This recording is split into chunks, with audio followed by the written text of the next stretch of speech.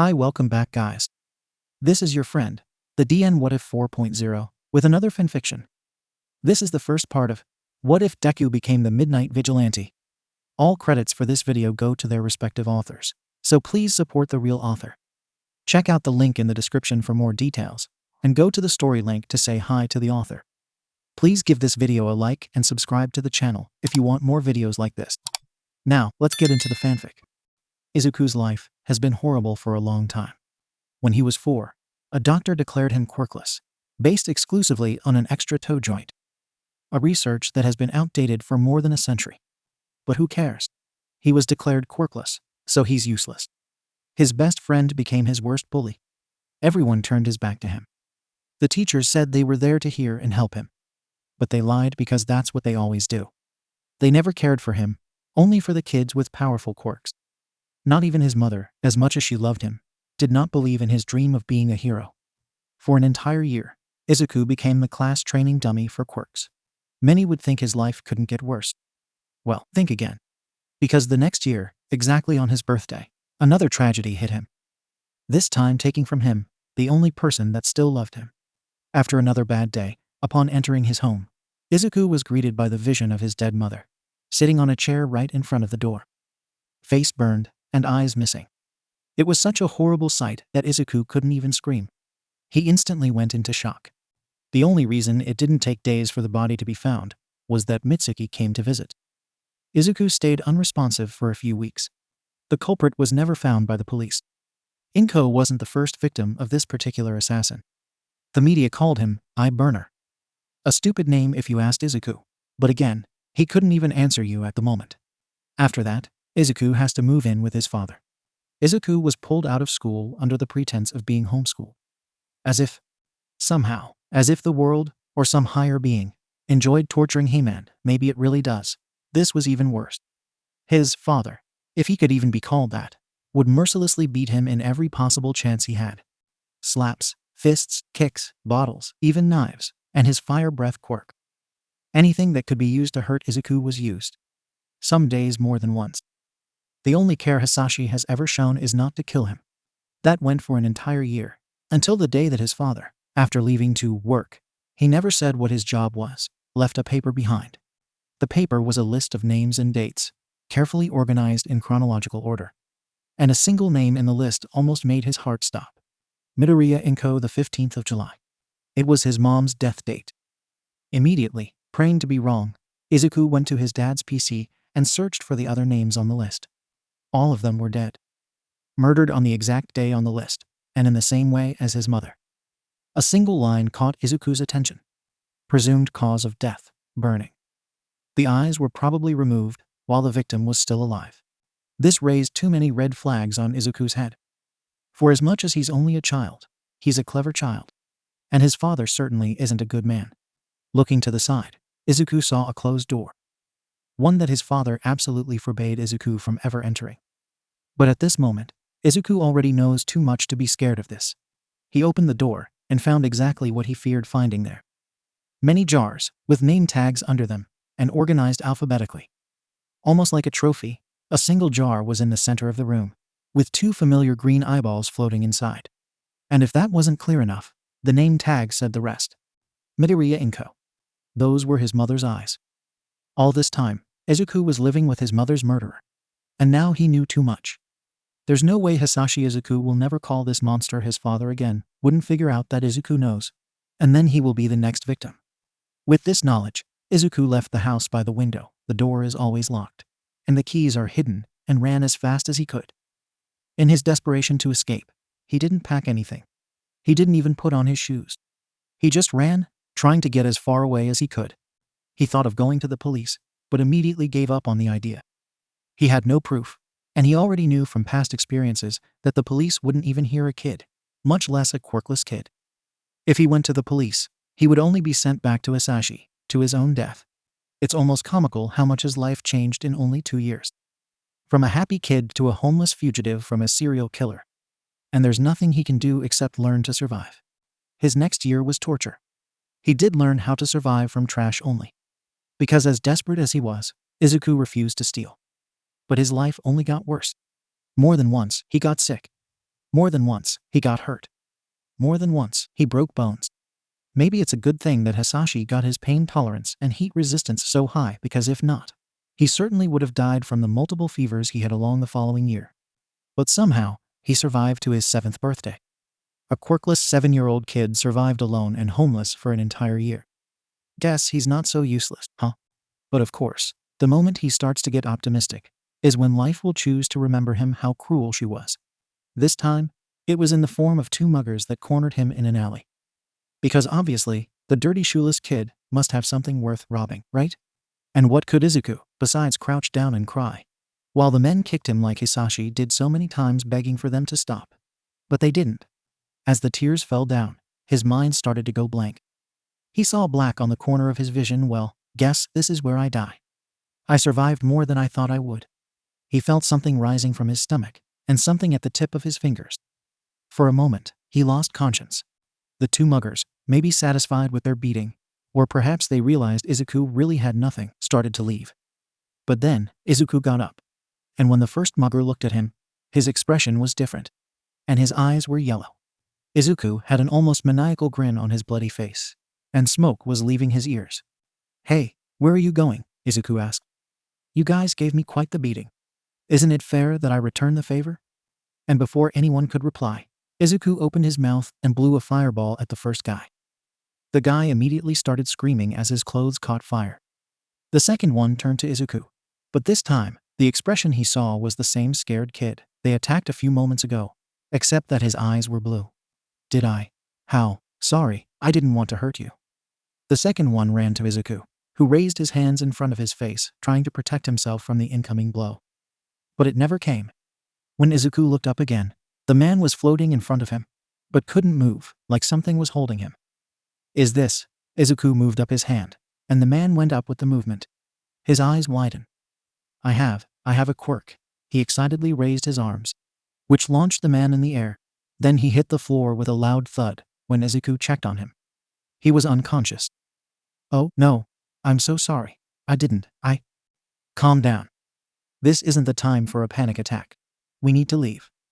Izuku heard a voice, extremely like his own, saying, "What? Who said that?" Izuku asked, looking around. But there was no one in sight. "In your head, dumbass. Leave first, freak out later. The police will investigate the screaming any second now. Even if it was accidental, this was illegal quirk use. And even if they let us explain, they'll call Hitoshi. So, run." The voice urged him, and as scared as Izuku was at the moment, he's even more scared of Hitoshi finding him.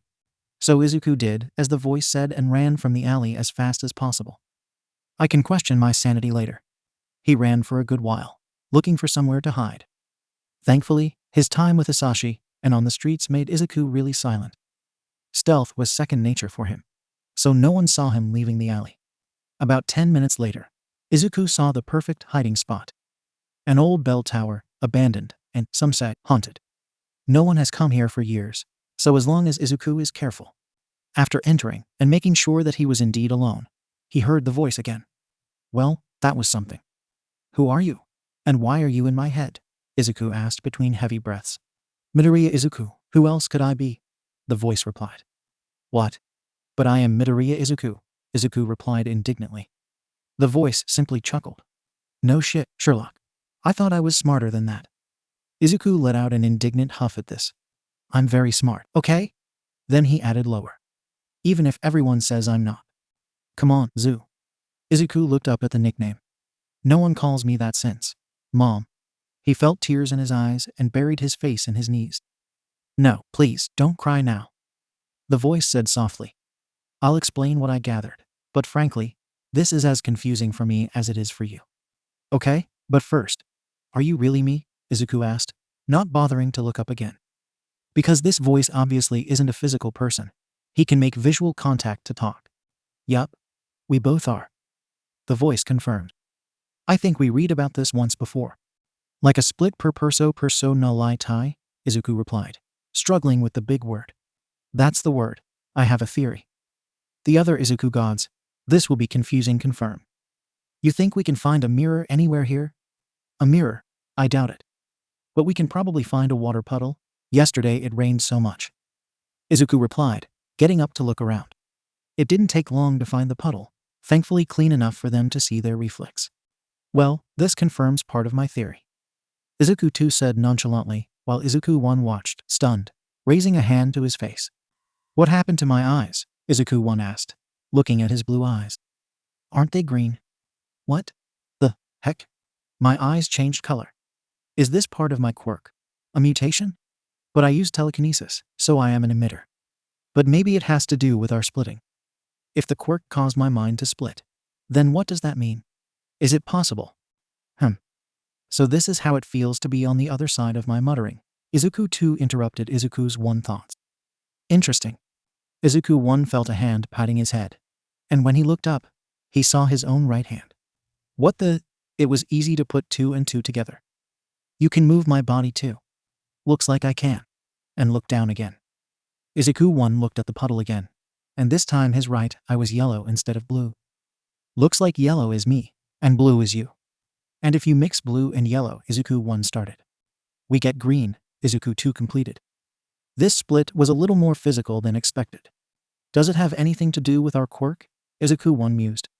I thought we were emitters, not mutation. I think we are both, Izuku 2 said. I mean, Mom was clearly an emitter. But Hisashi, I'm not so sure. He can breathe fire. This is an emission. But maybe he also had some kind of mutation. Izuku 1 mumbled. We gain nothing overthinking about it now. Let's start testing, Izuku 2 said. Also, we need a way to differentiate ourselves. Izuku 1 and Izuku 2 are too confusing. Well, yeah, but anything comes to your mind? Izuku 1 replied. Let me see, Izuku 2 replied. For the next few minutes, Izuku 1 could hear the low mumbles on his head. Wow, he wasn't kidding. Being on the other side of my mutterings is really weird. I know, Izuku 2 finally exclaimed. You are Zuku, and I am Kuzu. Zuku and Kuzu? Izuku 1 asked. Really? Yup. It's perfect. We are like two sides of a coin. So why not just invert our names? Though I will probably keep calling you Zu. Izuku 1 thought for a few seconds. All right, I like it. He smiled.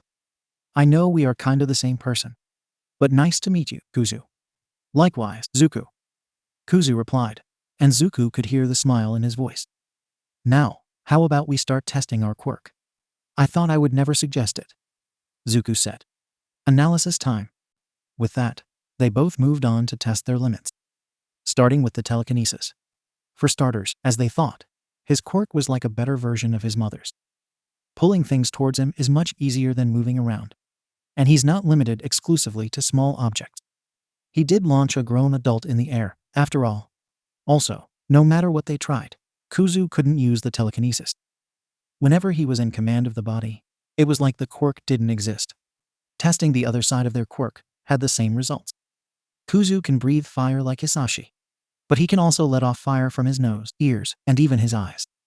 Also, his hair is fireproof. They discovered it after Kuzu ended up with a bonfire in his head for 5 minutes before realizing it, and the rest of his body was really resistant to it. Like Kuzu can't use the telekinesis, Zuku can't use fire. The first round of testing ended around sunset. And with that, they had some idea of what to expect and how to start training. They decided to stay in the bell tower for the time being. That night, they talked before going to sleep. Hey, Zu. Kuzu started.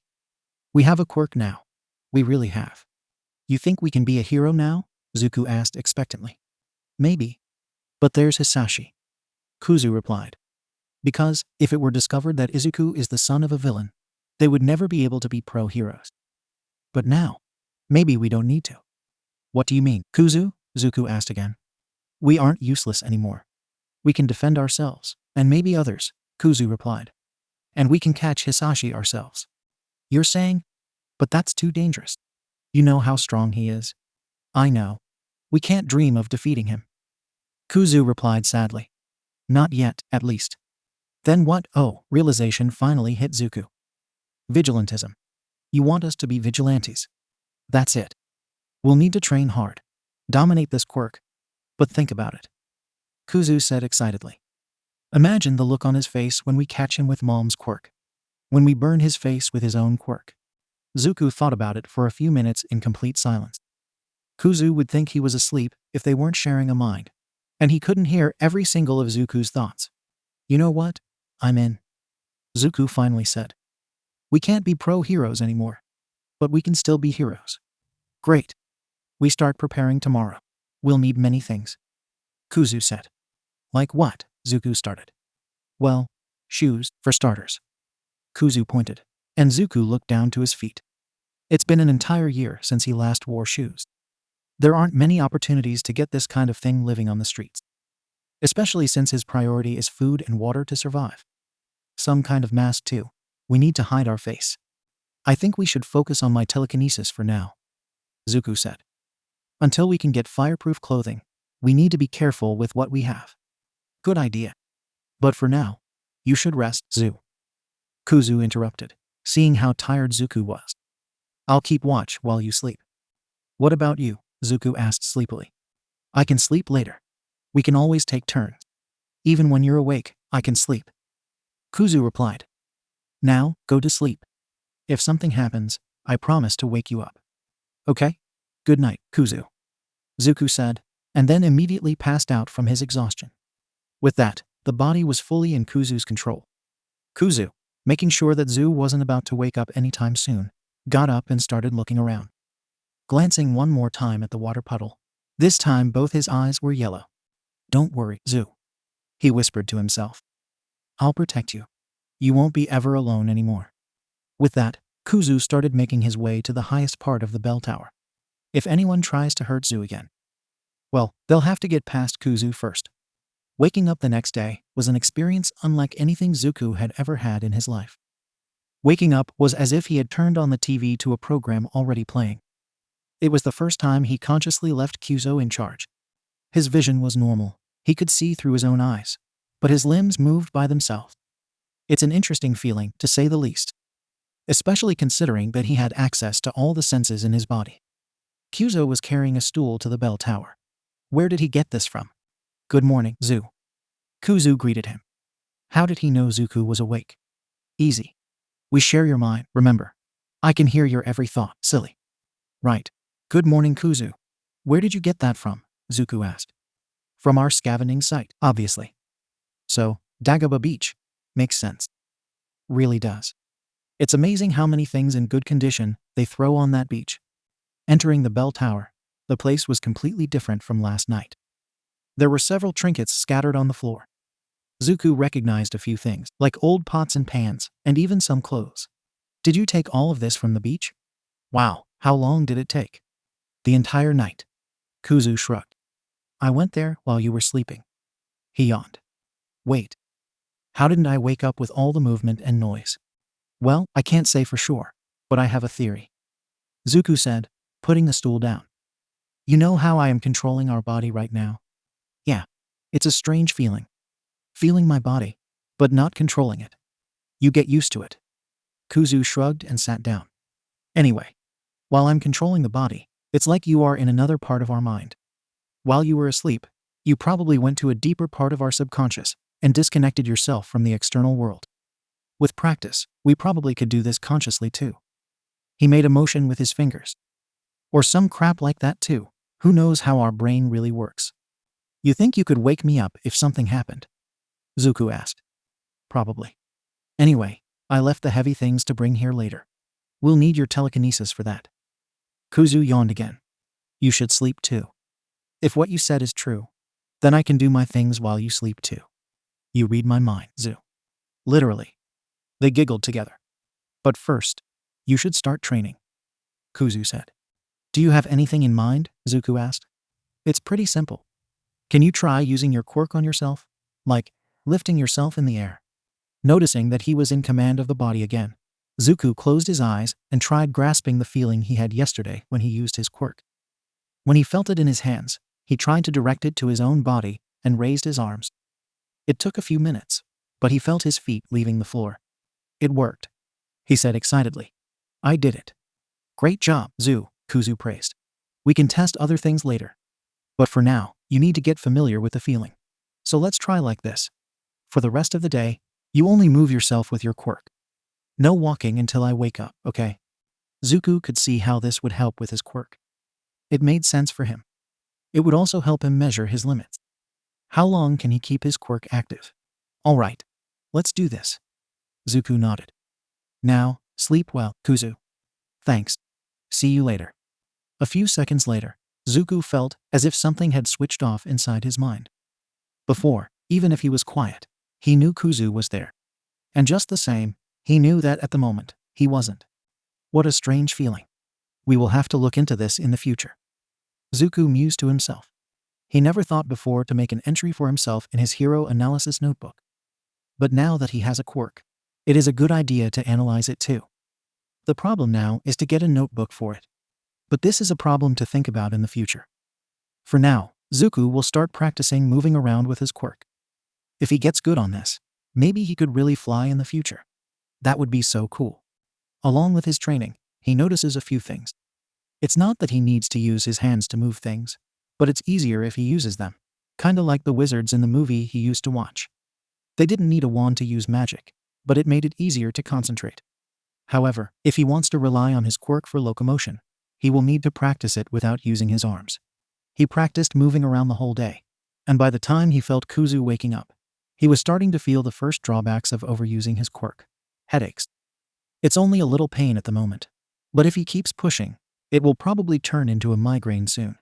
Another thing he finally noticed when Kuzu woke up was how hungry he was. He was so concentrated on his training that he didn't even hear his tummy growling like a wild animal. Kuzu laughed when he noticed, and spent the next half an hour making fun of him for it. Talk about a one-track mind, he said. We are impossible. But eventually, he settled down. Unfortunately, food was still a problem for them. After all, food is probably the one thing they won't find on the beach, which severely limits their options. Even if they are about to turn into vigilantes, they still don't want to be criminals. Stealing is not an option for them. Well, lucky us. There's a temporary solution. Kuzu said. Today and tomorrow, a charity group will be distributing food to the homeless. A group that we fit into, whether we like it or not. Come on, just try not to draw attention to ourselves.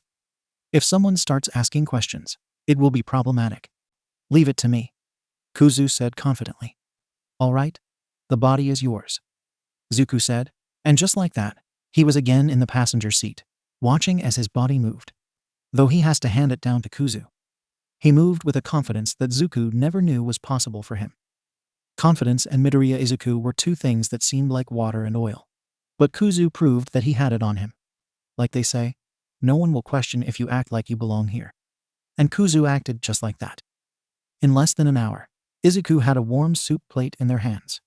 As Izuku started to eat, they had to hold down their tears, because this was the best thing they had eaten in more than a year. After eating, they silently went back to their base. They'll probably stay there for a good while. Since Zuku had already overused his quirk for the day, they decided to leave the heavy lifting for tomorrow. They went to the beach and a few other things from there. Ironically enough, clothes were something relatively common to find there. Especially kids' clothing. It's probably because kids grow up quickly. Most of them were in a pretty good state. He also found a good pair of red sneakers that fit him, finally. Leaving aside all the garbage there. There are plenty of things that they could sell to the recycling center, so they can at least get some money. It's not much, but for now, at least it's a plan. They return to base after mentally separating things into trash, usable, and recyclable. That night, they both end up sleeping at the same time. Although they can rest their minds separately, they still share the same body. It is impossible to escape physical exhaustion. Since they want to keep their base a secret, they choose to go to the beach only in the morning or night. So the next day, while waiting for sunset, they start testing with Kuzu's quirk. They want to use Zuku's telekinesis to bring heavier things to their base, so Zuku won't use his quirk until night. This will also be an excellent opportunity to see how his quirk works on bigger and heavier things. As for Kuzu, his quirk is kinda straightforward. He can breathe fire like Hitoshi, but there's more.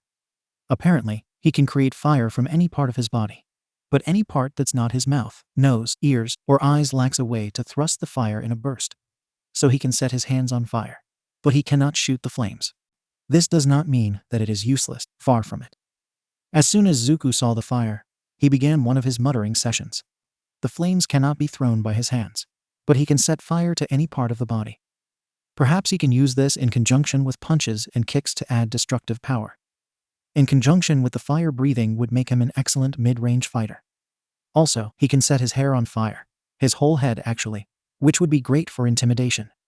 Could he control the temperature? What if I used my telekinesis to control the flames? Are we completely immune to fire? Or do we still get burned if it gets too hot? This must be the longest muttering session that no one interrupted. But Kuzu was just as excited as Zuku to test these theories, so of course, he wouldn't interrupt. The first thing he concentrates on is the heat. He thinks about the hottest thing he could. And immediately, he remembers a certain blonde with spiked hair and explosions. Despite not being his intention, he gets a bit angry at the memory. Wow, look, Kuzu, Zuku calls him. And when Kuzu looks at his hand, the flame had a green color. It didn't hurt him, but Kuzu could see it was hotter than usual. Then the fire went back to the normal color. What did you do? I thought about hot things. And Katsuki came to my mind. Kuzu had to explain, because although they share thoughts, they need to pay attention to hear them. And Zuku was muttering until a few seconds ago. It made me angry. So maybe it's related to your emotions, Zuku mused. Let's try again. This time Kuzu thought back to his old school. All the kids ridiculing him for being quirkless, many physically beating him up, and the teachers standing there doing nothing, some even humiliating him too. His anger this time was obvious, and his yellowish flames almost turning red reflected this. I guess you're right, Zu, Kuzu said, looking mesmerized at the flames in his hand. It still didn't burn him, but he was starting to feel it. If he holds it for too long, he'll probably get some first-degree burns. But how farther could it go? Unconsciously, Kuzu thought of Hitoshi. With that came to his memory the vision of his dead mother in that chair, and her eyes floating in that pot. Kuzu, stop, he heard Zuku calling him, almost crying. When he looked down, the flames in his hands were a bright blue, but it was flickering into a deep purple color. It's hurting. Hearing this made his anger instantly disappear and be replaced by concern. Shit. As soon as the flame returned to normal, he shook his hand, putting out the fire. Zu? I'm fine, Zuku said, but Kuzu could hear the tears in his words. Inspecting his hands, they were burned, not too unlike Hisashi's burns. This was at least a second-degree burn. Zuku's tears were probably more related to the memory than pain. Still, Kuzu felt bad for causing it. The silver lining is that he was testing the fire in his left hand, so they didn't hurt their main hand. Sorry, Zu, Kuzu said. Okay, blue flames and higher are too much for us, Zuku said after calming down. Let's try to keep the anger in check. It will be best, Kuzu agreed. After that, they tore up one of the clean clothes they managed to get and used it to wrap the wound. They did some more tests on the quirk, but most of them will have to be left for when they can try somewhere where they won't cause a fire in the entire quarter. After they get anything useful, they could probably use the beach for that. When the sun finally set, they went to the beach and started to work. As it turns out, Zuku's telekinesis is strong enough to lift most of the furniture on the beach, but not too many things at once. They'll have to train more for that. They carry an old, but still good coach, a mattress, cabinets. They also get an old stove that looks like it can be repaired, among other things. It takes them a few trips to carry everything, but by the end of it all, the place is finally starting to feel like home. Izuku feels a kind of pride thinking about it. Maybe things are finally starting to look up for them. During the following weeks, they focus on various things. For starters, Izuku wants to keep studying. It is not too difficult to find a library with internet access where he could study online. The hard part was convincing the person in charge of the library why an 8-year-old child was going to the library alone. Kuzu tells a rehearsed sob story about how Izuku lost his parents in a villain attack, partially true. Thank you very much. And Izuku was sent to foster care. However, his caretakers were horrible and abusive, so he ran away. But he still wanted to continue studying. By the end of the story, the librarian, a kind middle-aged lady, was crying fat tears. She ended up offering Izuku a part-time job. In exchange for helping her keep the library clean and organized, she got Izuku a library card and permission to use the library as much as he wanted. She always had a snack ready for him and paid for his help. It's clearly an excuse for her to help Izuku. Frankly, if she thought he would accept, she would probably offer to foster him. But she never brought it up, thankfully. It worked out much better than they were expecting. And despite the guilt Izuku felt for deceiving the kind librarian, everything worked out in the end. From there, Izuku quickly finds free online classes to continue his education. It is not the most renowned online school, but Aldera was nothing great either. The second thing they focus on is training their body. This one is handled by Kuzu. Since they share a mind, anything that one of them learns, both can use. With training, they learn to use their hands ambidextrously, so they could do two separate things simultaneously. This makes them really good at multitasking. For them, a pretty normal thing is Kuzu working out with a book, notebook, and pens floating in front of his face, while Zuku studies. And last, but not least, training their quirks. Because as serious as they are about being vigilantes, they are not idiots. To try to fight with a newly acquired quirk is to ask for death, either from them or from others. It is only a few months later, with an improvised disguise, a skull mask that they bought cheaply at a costume store, and a lot of nervousness, that they go out on their first patrol. It was a simple patrol night, nothing weird. It was strangely peaceful, to be honest, but it's not like he never had calm nights. Maybe I can finish earlier today and go home take a nap. But then he got a call from Tsukachi. Spoke too soon. Sighing, he answered the call. Not that he didn't know what it was about. Tsukachi only calls for two things. So either everyone is dying or… Eraserhead, it's them again. Yup, just as he thought. Where it is this time? And how many? Shouta asked calmly. I'm sending the location. It's about 5 minutes from where you are. Tsukachi replied, and a few seconds later, he received the location. 7 muggers, all tied in chains and hanging from the wall. No burnings this time. Well, what do you know? On my way. With that, Shouta hung up the call and started running. Poltergeist and Ifrit. A famous vigilante duo from these parts that Shouta is infuriatingly familiar with. They appeared about a year ago and started simply by stopping petty thieves and the like. But then, with the experience, they started building their confidence.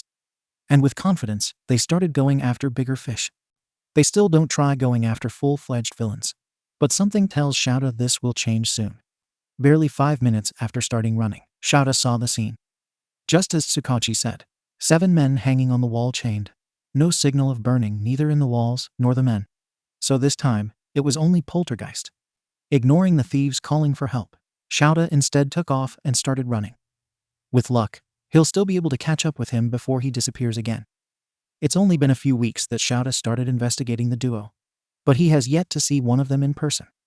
They are slippery, and it is by pure chance that he finds them.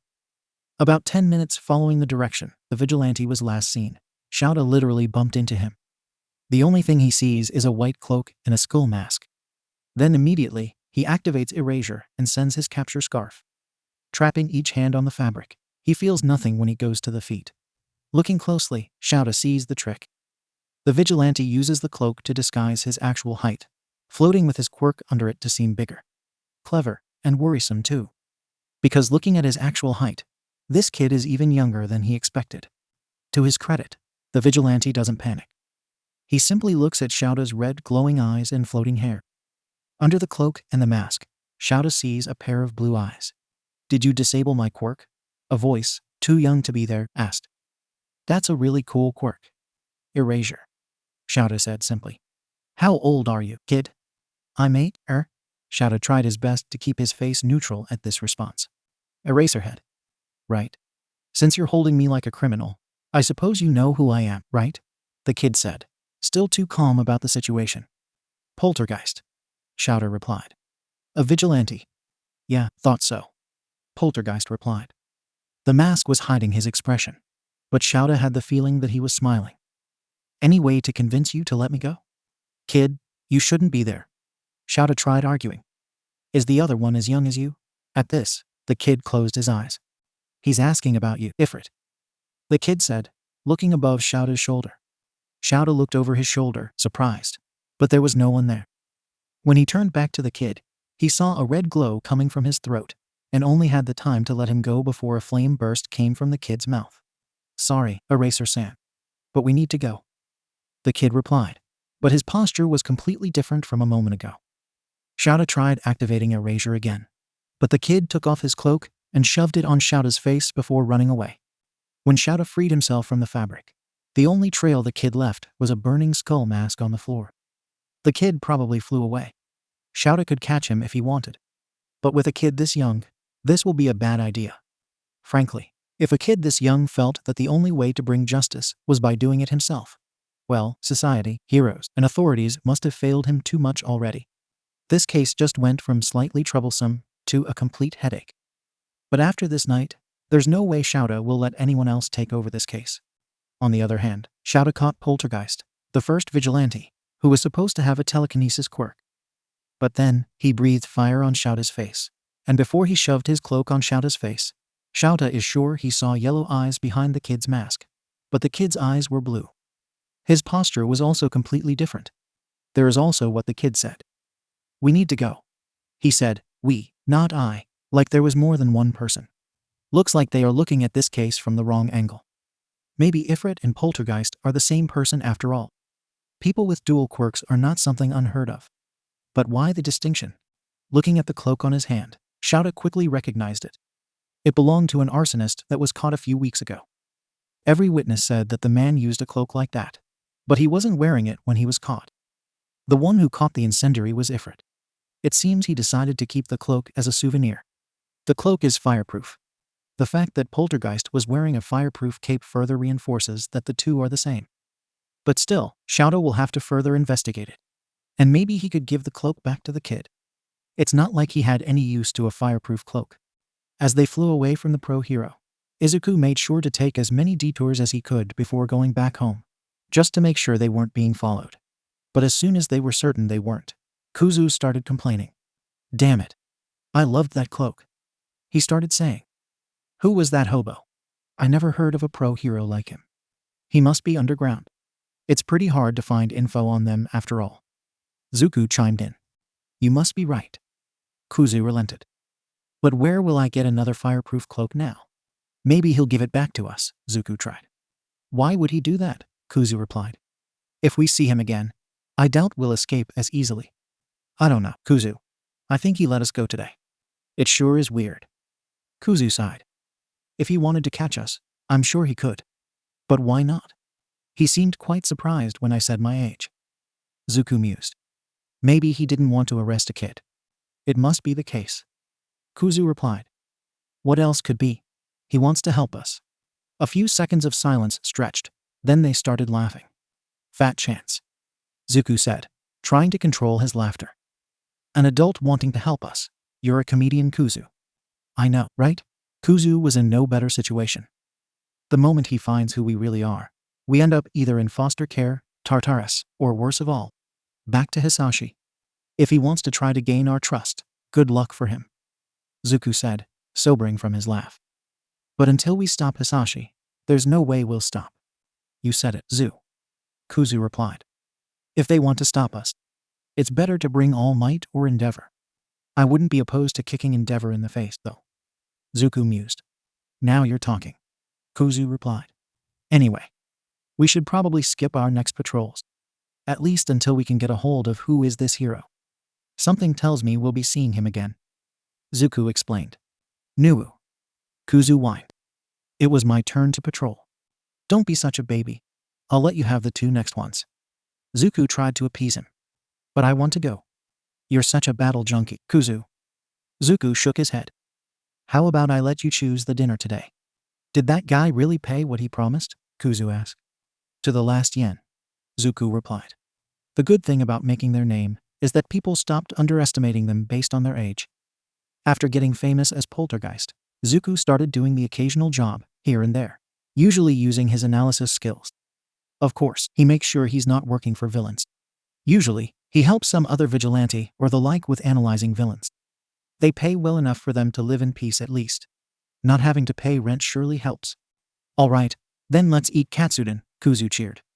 "Why am I not surprised?" Zuko teased. "Because you would suggest the same." Kuzu teased back. "I'm you, remember?" Yeah, you said it." Zuko waves him off. "Let's go then." "Yay, yay." Kuzu cheered as they left the building. With that, they quickly left their home base and went to eat. They can work on identifying the pro-hero tomorrow. It takes another week until Shouter runs into the little vigilante again. This time he was looking for them.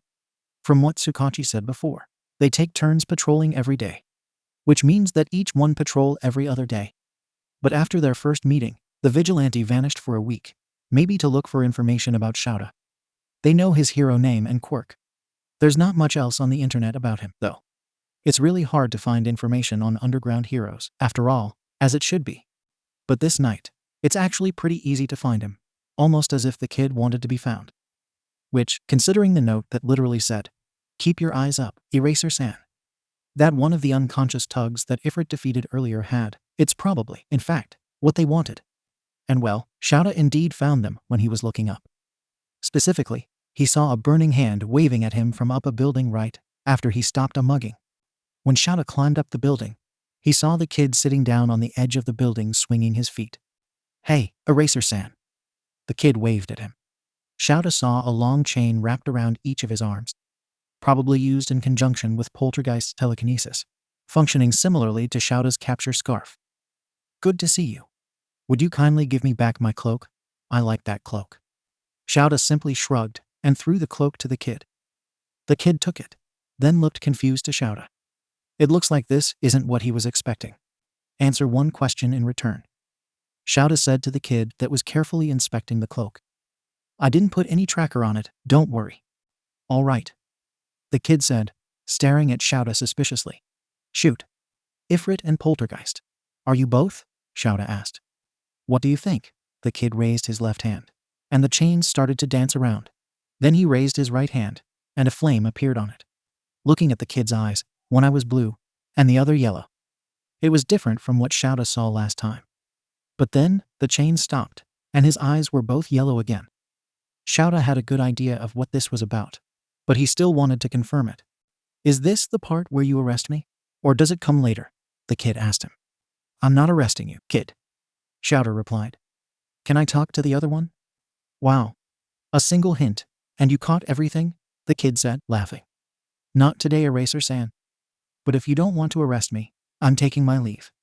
Having said that, the kid simply jumped off the roof. Shouta ran to the border and looked down, but the kid was nowhere to be seen. Still, this was far from a failure for Shouta. He at least got a few things from the kid. Ifrit and Poltergeist are, in fact, the same person. The kid must have split personality. They are aware of each other and can probably talk among themselves. And each personality has one quirk. Or maybe they have one quirk, and each personality has access to half of it. The point is, the kid has two personalities, and they are both vigilantes. It seems like their eyes change color based on which one controls the body, and they can share the control if the heterochromia is anything to go by. Comparing this encounter with the last one, Poltergeist will probably be easier to talk to. But it seems like Ifrit is really protective of his brother. Gaining their trust won't be easy. But that has never stopped Shouta before. That night on the rooftop was far from the last time Shouta saw the kid. At least once a week, Shouta would meet the kid on the same rooftop. At first, it was only Ifrit that talked to him. But after a few months and a bit of bribery, Shouta soon discovered that food worked wonders with this kid. Ifrit finally relaxed enough to let Shouta talk with Poltergeist. The first time they really talked, Shouta was surprised. The kid was as enthusiastic as he was shy. He asked at least 20 questions about Shouta's quirk in less than a minute, and Shouta struggled to answer all of them in the end. But Shouta could easily see how smart Poltergeist is. They talked a few more times, but Shouta still didn't make too much progress with them. They always dodge any question regarding themselves, and Shouta doesn't want to try pushing them for answers either. Only a year later, Shouta would learn something new about the kids. They were sitting in their usual place, Poltergeist happily munching a sandwich Shouta brought for him, when the kid shared something with Shouta. It started with a simple question. "Eraserhead-san?" the kid asked tentatively. Shouta already told them his name, but Poltergeist is too polite not to use his hero name, and Ifrit is too much of a brat to use it. "Yes," Shouta replied, giving him his full attention. "Do you have?" The kid started but stopped himself. He seemed to discuss with himself, or maybe with Ifrit, if he should make the question. A few seconds later, he looked at Shouta again, and he had one eye of each color, which meant that they were sharing the control body. They only did that when they were fighting or wanted to both take part in a talk. "Hi, Burner," he continued. His curt tone made it clear that this was Ifrit talking. "Do you know anything about him?" At that, Shouta raised an eyebrow. "I'm not giving you information on such a dangerous villain, kid," Shouta replied. "Believe me, Eraserhead," Ifrit replied. "We know how dangerous that monster is. We aren't asking what you know." Poltergeist said right after. Only if you know something. Frankly, Shouta didn't know much. Shouta leads this case too, but finding anything on the villain is almost impossible. The villain usually attacks once every month. His victims are people of any age, gender, or ethnicity.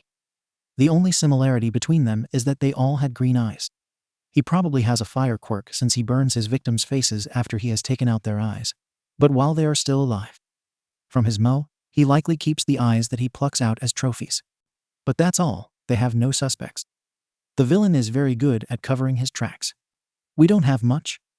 It's all that Shouta replied, but the kid still nodded at him. Shouta noticed him clenching his fists. We know we can't catch him yet. Ifrit started saying. As much as I hate to admit it, he's too much for us. But he killed Mom. Poltergeist continued. And for that, we can't forgive him. He also hurt Zu. Ifrit let the nickname escape, but Shouta didn't comment on it. For that, I can't forgive him. Then he turned to Shouta. Do you think you can catch him in 1 year?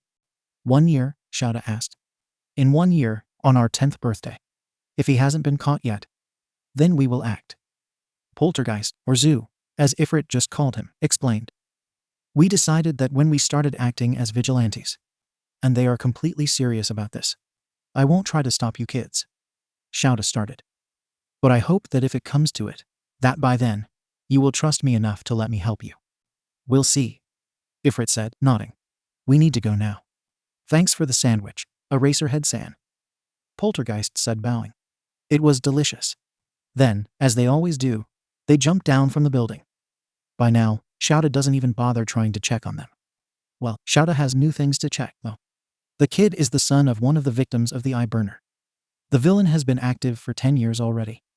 This kid is 9 years old and has acted as a vigilante for at least 2 years. So this year's victims can't be the ones. But even so, he still has at least 7 years worth of victims that he needs to check. Still, if the kids want revenge, then they must have been old enough to remember their mother clearly. So it's probably been someone between 3 to 5 years ago. With a margin of error, it is best to check between 2 and 6 years. So he needs to find any women that died during this period that had a son. The kid is probably missing. He can work with that. On the way back home, Zuku couldn't help but be worried about their earlier talk. Do you think we told him too much? Maybe. But even if he somehow discovers our name, he won't know Hisashi is the eye burner. Kuzu argued. Maybe he should, Zuku almost whispered. How many more will Hisashi kill until someone gets him? You want to trust him, don't you, Zu? Kuzu said gently. But he still felt Zuku flinching. I know we said we wouldn't trust someone that easily anymore. He started. But I can't help but hope that he's being honest. Kuzu completed it when Zuku stopped talking. You don't need to explain yourself, Zu. I know how you feel. I'm sorry, Zuku replied. You don't need to apologize either. Kuzu continued. I want to believe in him too. But we can't. Not yet. Do you have something in mind? Zuku asked. Maybe. Kuzu replied. We'll give him a chance. 1 more year. We'll know what he really wants by then. Okay? And if in the end, we can't trust him yet, then we cut all the ties. You already analyzed pretty much his whole combat style. Even if we can't defeat him. If he wants to catch us. Zuku giggled. Good luck for him. With the discussion settled, they went to sleep. This case is even more complicated than Shouta thought. Why is it so hard to locate a kid? When Shouta got home, instead of going to sleep as he would usually, he went straight to check on the files related to the eye burner case.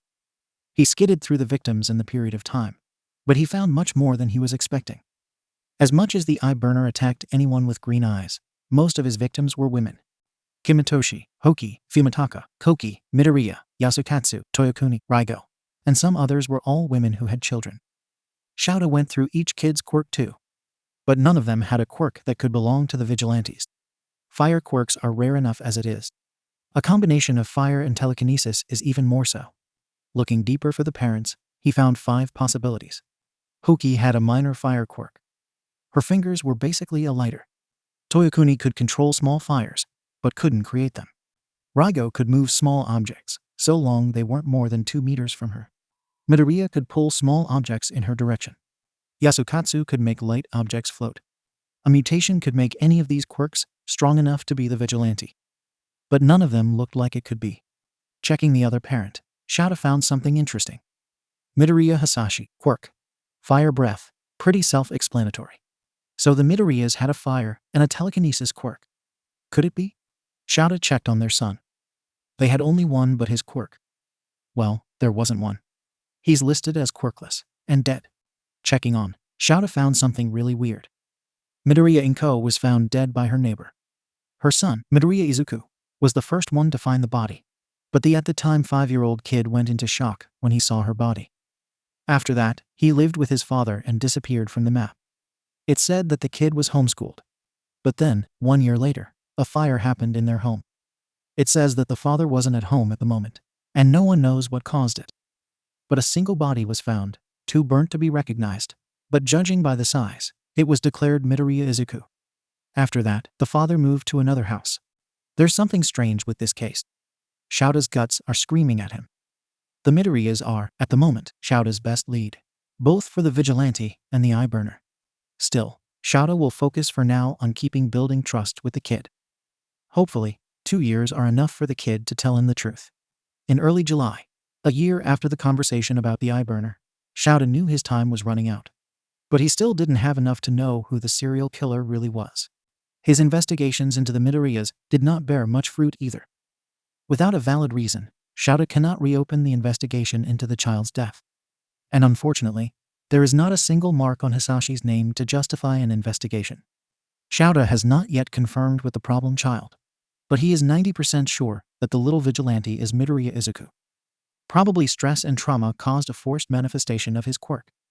The personality disorder likely has the same cause. The point is Shouta will meet the kid today as usual, and he is debating with himself whether he should bring up the case. To his misfortune, the kid beat him to it. Hey, Eraser. Oh, great. Ifrit is always harder to talk to. It's like Shouta is always walking on eggshells with him. I can hear the gears on your head from the other building. What's on your mind? You. Shouta replied before thinking. Me? Poltergeist? Both? Ifrit asked, smirking. Both. Shouta replied. The absence of his usual sarcastic remark made Ifrit drop his smirk, realizing it must be serious.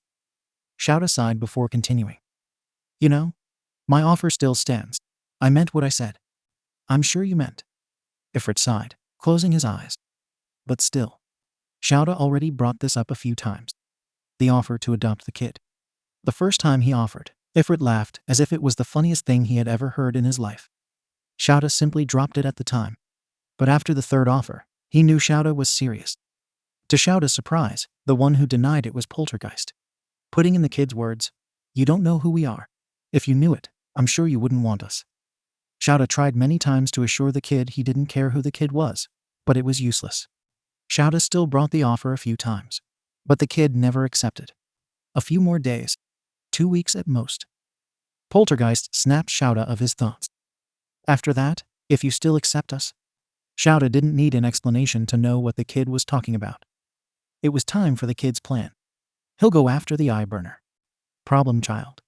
Shouta called softly. As I said before, I won't stop you. But would this help your investigation? The kid interrupted Shouta, pulling a portable camera from under his cloak. We've been debating it, and we want you to have it. Shouta took the camera and started looking through it. The first image was of a house. The second one had a focus on the house number. The third one had the street name. The fourth photo was a hand-drawn map, showing a house with 5 rooms, a living room, a kitchen, 3 bedrooms, and a bathroom, probably the house in the photos. The fifth image was inside the house. It looked like a perfectly normal house. One would think that at least 3 people lived there. He lives alone. Never married again. Shouta heard Ifrit saying. Sometimes, I wonder if he really loved her. Shouta kept scanning through the pictures, detailing the house's layout, until he stopped on the first suspicious thing. The photo of an open drawer, several surgical instruments stored in it. Certainly not in the right condition. The next photo had a closed door, with too many locks on it. 5 locks and 3 padlocks. Shouta watched the details for a few seconds, but just before moving on to the next one, he felt a tug on his scarf. He saw the kid looking at him with a troubled look on his face. The next ones are disturbing. Poltergeist said worriedly. Shouta saw many disturbing things in his life, but he had to admit it. The kid was right. The next few photos are disturbing. The photos, which Shouta assumed belonged to the room with the locked door, showed several jars arranged on shelves like pickle jars. But what the jars contained were eyes, specifically green eyes. Like all the others, the photos showed various details, including close-ups showing the jars up close and the labels with the victims' names on them. The last photo was of a jar separated from the others. This jar was labeled Midroriya Izuku. When Shouta looked at the child again, he saw tears falling from his blue eye. The yellow eye was not crying, but he seemed no less troubled by the memory. Putting the camera aside for a moment, Shouta knelt in front of the kid and wrapped him in a hug. The kid buried his head in Shouta's scarf, and he could hear his sobs. Midoriya Hisashi, Ifrit said, full of venom. That's his name. Is that Ino enough? Poltergeist stuttered. See, can you? I can. Shouta replied. Thank you for trusting me, kid. He added a few seconds later. We'll catch him, I promise you. They stood like that for a few more minutes until Shouta noticed the child's breathing quietening and the hiccups stopping. Then the kid pulled out of the hug. This time both his eyes were yellow. He was already exhausted. Ifrit explained. We've been discussing this for a few days, and I know he didn't sleep last night. I'll have to make a few calls, Shouta said, getting up. But 2 weeks is enough to prepare a raid. I'll make sure he's caught. Be careful, Eraser, Ifrit said, turning around to leave. I know I don't need to say this, but I would know how dangerous that man is. The next part is barely a whisper. I lived with him. Meet me here again in a week, okay? Shouta said, and the kid nodded. After that, they left. Shouta didn't bother leaving. He immediately got his phone and called Tsukachi. Eraserhead? You never call me. What happened? Burner. We got him now. Shouta answered. I'm going there immediately to discuss. But I have in my hands more than enough proofs of his identity. You what? Tsukachi replied. Shouta is sure the man just spat his coffee. All right, I'll be waiting. Don't bother knocking. The door will be unlocked. With that, Shouta hung up and went straight to the police station. When asked about his sources, Shouta simply said he had found a new informant. Tsukachi, who was already involved in the case and knew about Shouta's relationship with the Vigilantes, did not question. The evidence was all there and clearly not edited footage. After much discussion, a few phone calls, and a week to prepare everything, a small team was assembled consisting of Eraserhead, 3 other underground heroes, Tsukachi, and some policemen. A small support team has also been set up to evacuate the neighbors if Hisashi tries to start a fire to use as a smokescreen. The raid's objective was simple: surround the house and apprehend Midoriya Hisashi. With everything decided, the date for the attack was set for July 15th. The day before the attack, Shouta met with the child once again. He handed a tracker to the child. All he had to do was press the button on it, and Shouta would automatically receive the location. He also made the Vigilantes promise not to try to participate in the attack. And after all the preparation, the day of the attack finally arrived. On the night of July 15th, Midoriya Hisashi's house was surrounded. The attack began without any problems. The first squad, led by Eraserhead, efficiently broke down the front door and stormed in. The house's layout seemed to be exactly like the map the kid made. But no one inside. Eraserhead went for the first room while another hero checked the kitchen. Clear, he said after checking it. Clear. Another one yelled. Clear. Came from the kitchen. Clear. From the main bedroom. The only one left was the locked room. Even knowing what was there, Eraserhead was already dreading what he would find. Password. You're it. Eraserhead said to the other hero. Password. His quirk was a minor telekinesis, 2 meters radius. Practically useless in combat, but perfect for opening any lock. The hero himself is also one of the greatest proofs that a hero should not be judged by his quirk.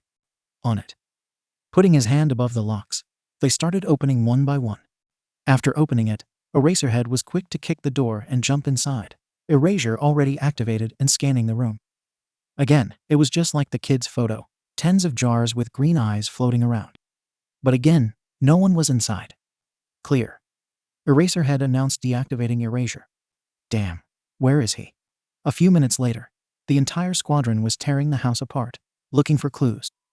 The jars were all secured as evidence, as were the medical instruments. The house is obviously the right one. All the evidence against the eye burner is there, but no sign of Midoriya Hisashi. He should be here. There is no way he could have learned about the attack, unless he had a source in the police. But even if he had, the raid was kept secret from everyone who was not participating in it. No, he was in the house, but somehow he managed to escape. The only way this could have happened would be looking at the display stand in the center of the room, where Midoriya Izuku's eyes were. Eraserhead saw a carpet. He kicked the display and examined it. Son of a, he called his squad. A trap door, he must have escaped through. Looking inside, he found a long tunnel. It was impossible to tell where it would come out, but it was clearly straight to the end. Password, with me. We will check the tunnel. The rest follow our signal from the surface. After a few nods, Eraserhead jumped down and started following the tunnel, careful of any possible ambushes. About, probably, halfway through the tunnel, Eraserhead received another signal. But this one wasn't from anyone on his squad, and he knew exactly who it was from. Damn it. Let's hurry. Eraserhead yelled and started running. Password followed him in shock. He had never seen Eraserhead lose his composure like this. But how could Shouta not lose his composure? Because this signal came from the tracker, Shouta left with the kid. And receiving this signal today can only mean a single thing. His kid is facing the eye burner, and probably alone against him. Shouta never ran that fast in all his life. Izuku is many things. Vigilante, trouble magnet, trauma box, walking museum of scars, to name a few. However, a liar is not one of them. So when they promised his dad Eraserhead that they would not try to participate in the attack on Hisashi's house, they did indeed keep their promise. However, there was no way they wouldn't watch closely. Eraserhead probably knew that, so he didn't make them promise to stay away, just not to participate. When the attack started, Izuku was there watching everything while hiding nearby. However, after a few minutes, when there was no sign of conflict, Kuzu began to get a bad feeling. Until everything clicked. There is no way Hisashi never prepared for a situation like that. The house probably had a hidden escape route prepared. The only thing that stopped Zuko from having a breakdown right there, because how could he have let something so simple go by? This way Hisashi will run away again. And it's his fault. Was Kuzu already starting to run behind the house, still careful to stay away from the police and heroes nearby. Surprisingly, it was not that difficult to find the traces of an underground passage. If they had been looking for it, the heroes would probably have found it by now. Looking at the direction of the trail, Zuko deduced that it would lead to the construction site a few blocks away and immediately began to fly there, praying that he was right, because if not, Hisashi would surely have escaped. Izuku arrived at the place just in time to notice something moving on the ground and hide. They saw a hidden trapdoor open, and a very familiar figure came out from inside. Midoriya Hisashi. The man in question got out of the trapdoor, closed it, and covered it with some cement bags, then dusted himself and started walking away. Well, it's all or nothing now. Zuko and Kuzu have spent 3 years waiting for the day when they would meet this man again. And now is the time. Justice/revenge. Izuku sat cross-legged on a nearby scaffolding and took off their shoes. They wouldn't survive this battle. Then called the man monster. Hisashi. Hisashi turned at him, and seeing the skull mask, he grinned. Oh, the famous vigilante came for me? He asked. I feel so loved today. You won't be grinning for long. Kuzu said, then threw his mask away. They want the man monster to know who they are. Brat? How? Hisashi asked, then looked at his eyes and saw one blue and one yellow. Your eyes. The only thing worth you had. And you lost it. Shut up. You won't escape again, Hisashi. Kuzu yelled at him. They pulled the tracker Eraserhead gave them from his cloak and pressed the button. Let's hope he arrives on time. Calling help? The monster provoked. You're still the same crybaby. Oh, no, Hisashi, you don't get it. Kuzu said. The backup is not to save us. Zuko said in a low tone. It's to save you. Kuzu completed before jumping down in front of Hisashi and discarding his cloak. Hisashi looked at his face for a moment and took a step back.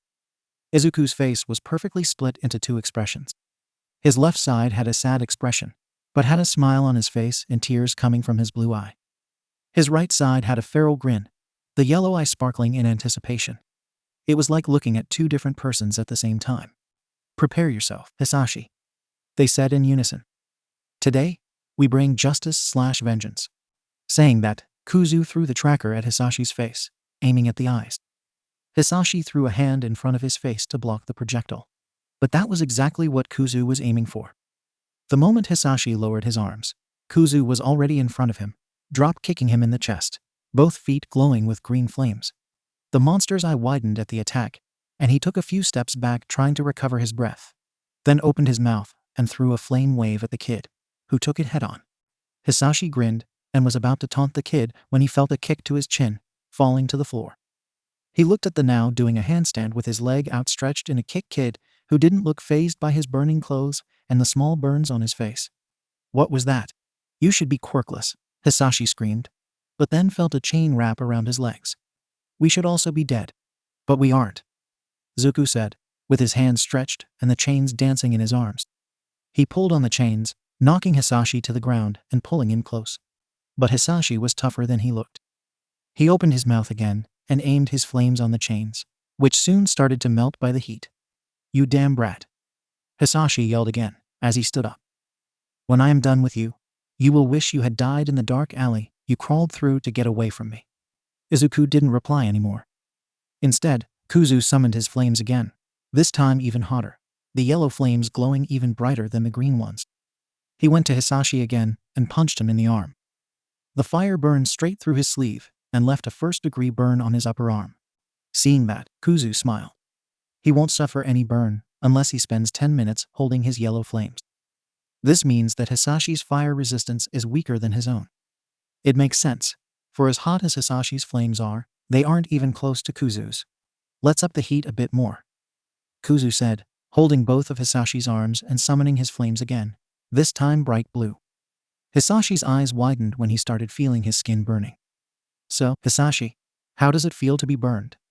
Then he opened his mouth and breathed a, just as bright blue, fire wave on the man's face, who started screaming in pain. What's the problem? Didn't you do the same to Mom? He asked, throwing another punch in his chin. Then, Izuku held him with his telekinesis and threw him up before flying after him. This is Mom's quirk, Izuku said, looking the monster in the eyes. He held Hitoshi in place, keeping his mouth shut. I couldn't have asked for a better quirk. Then he dropped Hitoshi, looking at his hands, then at the man falling to the ground again. Izuku started remembering everything the man did to him. Kuzu felt his anger spiking. Izuku felt only sadness for what the man had become. But both emotions were at their maximum. Looking at his right hand, Kuzu called on his flames once more. This time, they were a bright purple. This has already gone too far, Kuzu said and heard Izuku humming in agreement. All right, let's put an end to this. Then Izuku let go of his telekinesis, and they dropped after Hitoshi, already aiming their knees at his chest. Shouta found another trapdoor at the end of the tunnel, no doubt leading out. He tried opening it, but there was something heavy holding it down. Damn it, Shouta doesn't have time to waste with this. The kid, his kid, is facing a villain and serial killer right at this moment. Shouta needs to get there before it's too late. Shouta started punching the door, but it didn't budge. What the heck is holding this thing? Damn it, why doesn't Shouta carry explosives with him? He heard a panting sound behind him. That's right, password is with him. He's a professional at that. Explosives. Do you have it? He asked. The hero gave him a skeptical look. Hurry up, I need to get up there, now. This was enough to convince the other hero, who gave Shouta a small stick explosive cluster and a detonator. Shouta didn't waste any time sticking it to the trapdoor, and taking a few steps back less than he pressed the detonator. As soon as moonlight came through a cloud of dust, Shouta climbed out of the tunnel, leaving a coughing password behind him. Leaving the tunnel, Shouta immediately started looking for the kid. Poltergeist, Ifrit. He started screaming for them. Where are you, kid? Shouta was searching frantically when he saw a shadow right above him. He saw someone falling when he looked up and barely had time to dodge. When he looked at the man on the floor, his eyes widened. This was Midoriya Izuku. He was completely beaten and full of burnings. He probably had broken bones, if not from the fight, from the fall he just took. The man looked at Shouta and raised his hand. Help him. Izuku didn't have time to finish his sentence before someone landed on his stomach with both knees. Shouta had to hide his face from the impact. But when he looked, he saw a mop of green hair, a face covered in freckles, upper chest exposed because of his burnt clothes. But besides that, the kid only had minor burns in his body. Shouta's eyes lingered on the many scars on the kid's chest for a moment, but then looked up and saw a teary blue and an angry yellow eye. There's no doubt about who the kid is. This is Ifrit and Poltergeist. Midoriya Izuku. The kid grabbed the man by the collar of his shirt and brought his face closer. Then he raised his right hand, which was glowing a bright purple from his flames, and started bringing it down to the man's face. "Kid," Shouta said, and the kid's hand stopped just an inch from the man's face. The kid looked up and saw Shouta, then looked once more at the man's face, then at his hands, and dropped the man back to the floor. The man hit his head on the floor with a loud thud. Hitoshi wasn't conscious anymore. The purple glow on the kid's hands slowly dimmed. Eraserhead sand. He heard the kid's voice as the kid looked at him again. He didn't look sad or angry anymore, only lost. "Does he deserve to live?" Poltergeist asked him. He looked at the man one more time and brought his left arm above his eyes. "After everything he did, why shouldn't I pluck his eyes out, as he did to Mom?" Then the kid grabbed his collar again and brought him closer. Shouta saw a purple glow on his throat as he started talking again. "Shouta-san," Ifrit said. "Why shouldn't I burn him alive, as he did to Mom? As he did so many times to Zu?" Then the kid looked Shouta in the eyes and asked, "Why, Dad? Why does this man get to live, but not Mom?" And this question almost broke Shouta's heart. How was he supposed to answer this? Shouta's answer will be what decides if this kid will dirt his hands with blood or not. Does Hitoshi deserve to live? Frankly, probably not. And even if he does live, the man will be forever locked in Tartarus. But this kid, his kid, shouldn't have this monster's blood on his hands. "Izuku," Shouta said, and the kid looked at him in shock, then brought a hand to his face, apparently remembering that he wasn't wearing a mask. "Maybe this man deserves to die. Maybe he doesn't. But one thing you can be certain of. I won't love any less regardless of your decision." And these must have been the right words, because the kid drops the man again and jumps at Shouta, hugging him and sobbing uncontrollably. When the rest of the squad arrived, Shouta simply gestured to the unconscious man on the floor and asked for an ambulance to check on the kid. Shouta can see the kid has at least a third-degree burn on his right hand, but he might have other wounds. When Zuku woke up, the first thing he felt was the pain in his right hand. He looked down and saw it wrapped in bandages. Right, he used his purple flames against Hitoshi. No matter how resistant he is against fire, flames that hot are bound to hurt him. He wondered how bad it looked. He tried moving his left hand to brush the bandages, but felt a tug on his wrist. When he looked down, he was cuffed to the bed. "We've been cuffed since we got transferred to this room," he heard Kuzu. Shouta almost punched the policeman when he heard it. This brought a smile to Zuku's face. "I guess this is better than waking up on Tartarus, right?" Zuku said, shrugging. "Where is Aizawa-san?" "He left a few minutes ago, saying something like." Kuzu cleared his throat and took a deeper voice. "This is completely illogical. This is a kid, not a criminal. Someone will lose their job." Zuku giggled. He was about to reply when he heard someone approaching. "Let me deal with them." Zuku nodded and closed his eyes, passing control of the body to Kuzu. When he opened his eyes again, both were yellow. The door opened a few seconds later, and a furious duo of Tsukachi and Eraserhead entered, followed by another policeman. "What are you waiting for?" Shouta asked. "Uncuff the kid."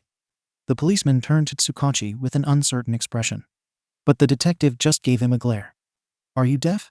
Uncuff the kid and leave," Tsukachi said angrily. The policeman nodded and immediately went to uncuff Izuku. Then he took the cuffs and left the room, ensuring to avoid both Tsukachi and Shouta's glares. Kuzu saw a small bruise on his wrist and tried to massage it with his right hand, but his fingers were immobilized by the bands. He frowned for a second and gave up on trying. When he dropped his arm back, he felt a hand gently rubbing his wrist, and when he looked, he saw Shouta sitting next to his bed, looking at him with a worried expression. Everyone stayed in silence for a few minutes, nobody really knowing what to say. Shouta was absolutely furious. First, it took 5 hours just for him to be able to go visit Izuku in his room. He made sure to go check with the doctor first. The doctor went through all the injuries Izuku had, which surprisingly weren't many. The worst part was the third-degree burning on the kid's right hand, and even it was caused by his own quirk, and not by Hitoshi. Other than that, he only had some minor burns. Izuku seems to have immense fire resistance.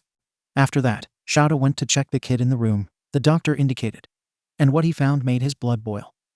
The policeman in front of the room acting as if he were guarding a prison cell would be bad enough. But then, when Shouta enters the room, what does he find? Izuku glaring at his left arm as if it had offended him. Getting closer, what made the kid so upset became obvious. Izuku was cuffed to the bed with quirk suppressant handcuffs. Shouta audibly gasped at this, and it was enough to get the kid's attention. The kid's yellow eyes said everything Shouta needed to know. When Shouta questioned the guard outside, he had the nerve to say it was just a precaution, to make sure that the vigilante would not run away again. With that, Shouta talked quickly with Izuku, and then left the room, practically spewing steam out of his ears from how angry he was. Then he picked up the phone and made 2 calls. The first and simplest was to call Tsukachi. After explaining what had happened, the detective was as furious as Shouta and said he would be at the hospital in 20 minutes. The second call was to Nedzu. Because unfortunately, if he wants to solve this problem, he will need to sell his soul to Satan, specifically the rat Satan. After Tsukachi's arrival, and having managed to get Izuku uncuffed, they stayed in the room in silence for a few minutes. Shouta gently massaged Izuku's bruised wrist. No one knew how to start the conversation. Shouta heard a sigh, and the kid started talking. I know you have questions. It is useless to stall any further. Ifrit started. All right. Tsukachi replied, pulling a recorder. As you probably know, I am legally obliged to record this talk. But if you start feeling uncomfortable at any moment, we can have a break. And if needed, we can continue this another day. Okay? Ifrit replied, taking a deep breath. Let's get this over. With this, Tsukachi started recording. This is Police Detective Tsukachi Nayamasa of the Musutafu Police Station. Today's date is July 16th, 2xxx. The current time is 8:21. I am here with Midroriya Izuku-kan and his current emergency foster guardian, Aizawa Shouta-san, in Musutafu General Hospital. Then Tsukachi gave a nod to Izuku and Shouta. Introduce yourselves. Aizawa Shouta, pro hero, Eraserhead. Shouta said curtly. Izuku took a deep breath, closing his eyes, then opened again, showing a blue and a yellow eye. We are Midoriya Izuku. But to make it easier, I am Kuzu. Kuzu. Finally Shouta had a name to call him. Aka Vigilante Ifrit. And you can call me Zuku. Vigilante Poltergeist. Zuku said right after.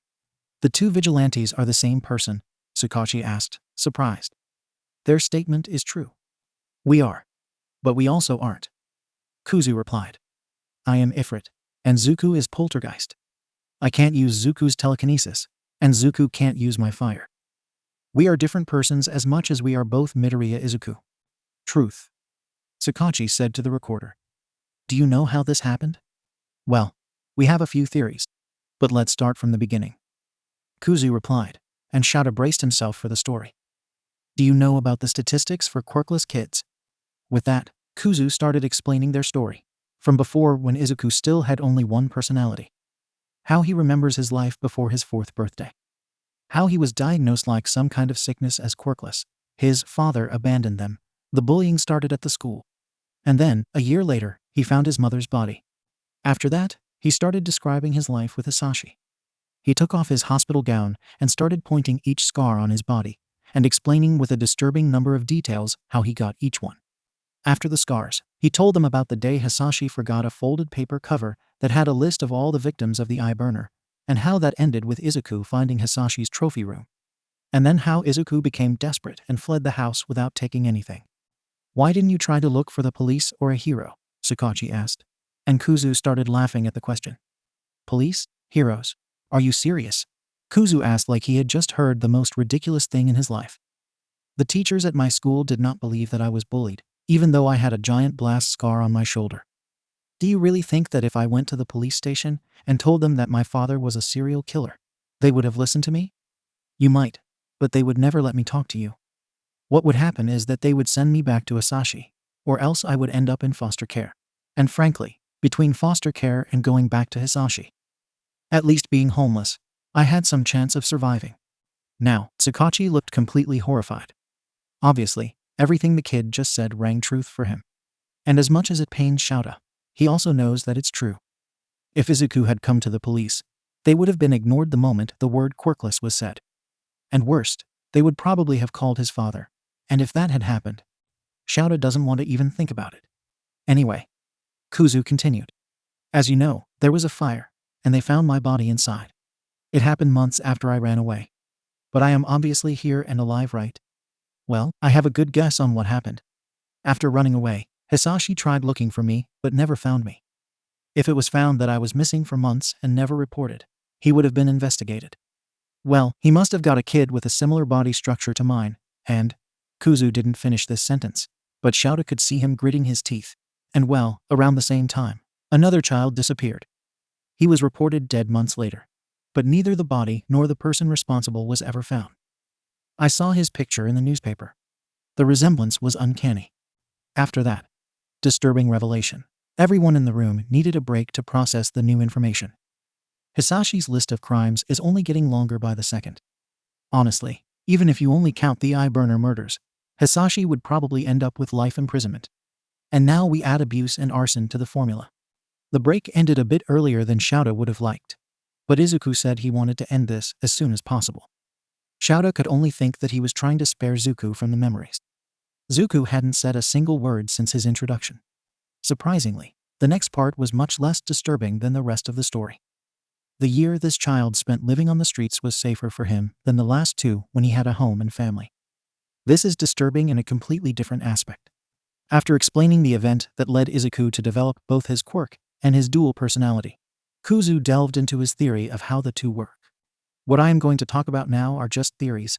After all, I am not some kind of mental expert. But it is the only explanation that makes sense, Kuzu said, and with Shouta and Tsukachi's nod he started.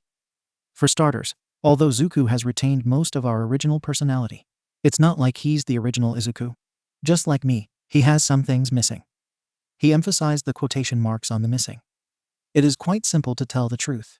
I am a different side of Izuku Midoriya's personality. I was born out of his anger. And since I'm basically his anger, Zuku cannot feel anger, hatred, or other similar emotions, Kuzu said, then held a hand before Shouta could make a question. Yes, I know that we both decided to go after Hisashi, and that we certainly both resent him for what he did. But it was I who wanted revenge. Zuku never hated him, because he can't. That's, frankly, Shouta didn't know what he could say. Now that he thinks about it, he noticed Zuku crying many times in the 2 years he's been interacting with the kid. But Kuzu never showed any sign of tears. But what the kid is implying is, thankfully most emotions are still shared. We can both feel happiness, for example. But Zuku doesn't feel anger, and I don't cry. Kuzu continued his explanation. He was talking lower and faster by the second. The kid will probably start muttering any second now. I know I have most of the negative emotions, while Zuku has most of the positive ones. What do you mean by negative emotions? Tsukachi asked. Zuku and I are quite opposites when you think about it. I am short-sighted. Zuku is patient. I am resentful and Zuku is forgiving. I am distrustful and Zuku is trustful. I am petty and angry and Zuku is all sunshine and smiles. Kuzu replied simply. I'm not saying that these emotions are bad. They are both part of us. Denying them would be denying who I am. Then, before he could get too philosophical, he shook his head and looked unsurely at Tsukachi. Anyway, this is my story. With the statement concluded, Tsukachi turned off the recorder. But for the next few minutes, no one dared to say any word. This was honestly much more than Shouta expected. After this story, Shouta is honestly thankful the kid ended up as a vigilante, because if he had turned on a villain, Shouta wouldn't be surprised. Is this the part where you send us to Tartarus? To everyone's surprise, the one to break the silence was Poltergeist, Zuku. What? Shouta asked, horrified at the kid thinking he would be sent to Tartarus. Just the prospect is terrifying. It makes sense, doesn't it? The kid continued. I am a wanted vigilante. And now you have proof of who I am. I am the son of a supervillain and serial killer. I almost killed Hisashi, no matter how much he deserved it. And I just confessed 3 years of illegal public quirk usage in front of the lie detector detective. So he knows it's all true. Where else could you send me? Kid. Izuku. Look at me. Shouta said, and the kid looked at him. For the first time, Shouta saw the same expression in both the kids' personalities. It was fear. No one is sending you to Tartarus, okay? You're not a villain, and you'll never be. Then, what will happen to us now? Zuku asked again. Truth be told, what the kid said makes sense. No matter what they do, this kid has been breaking laws for 3 straight years. Shouta is more than prepared to start a war against the Hero Commission if they try to send Izuku to Tartarus. But frankly, unless a solution suddenly falls from the sky, Shouta is at a loss. I might have the answer for that question. Well, the solution doesn't fall from the sky. Instead, it falls from an air vent right above them. And it's rat-shaped. Am I a mouse? A dog? A bear? Who knows? I'm the principal of Ua, Nedzu. The rat Satan introduced, raising his right paw. And well, when Nedzu said he would be there soon, Shouta didn't expect to be so soon. Though he shouldn't be surprised, when it comes to the rat, nothing is unexpected. When Shouta looked back to Izuku, his eyes were practically sparkling at the sight of the chimera. But he didn't say anything. A few seconds later, Shouta forced a cough to get their attention back. Nedzu, I wasn't expecting you that soon, Shouta said. Of course. It's not every day you ask me a favor, the rat replied. And I've been dying to meet Mustafu's mysterious vigilante duo for a long time already. Then he turned to Izuku. It's nice to meet you. Nedzu, the kid whispered, half in awe and half in fear. He opened his mouth to say something else. Then his left hand covered it, muffling it. We'll have time for fanboying later, Zuku, Kuzu said after uncovering his mouth. Then he nodded to Nedzu again. You said you have the answer to our question. What will happen to us now? Of course. It's pretty simple, to be honest.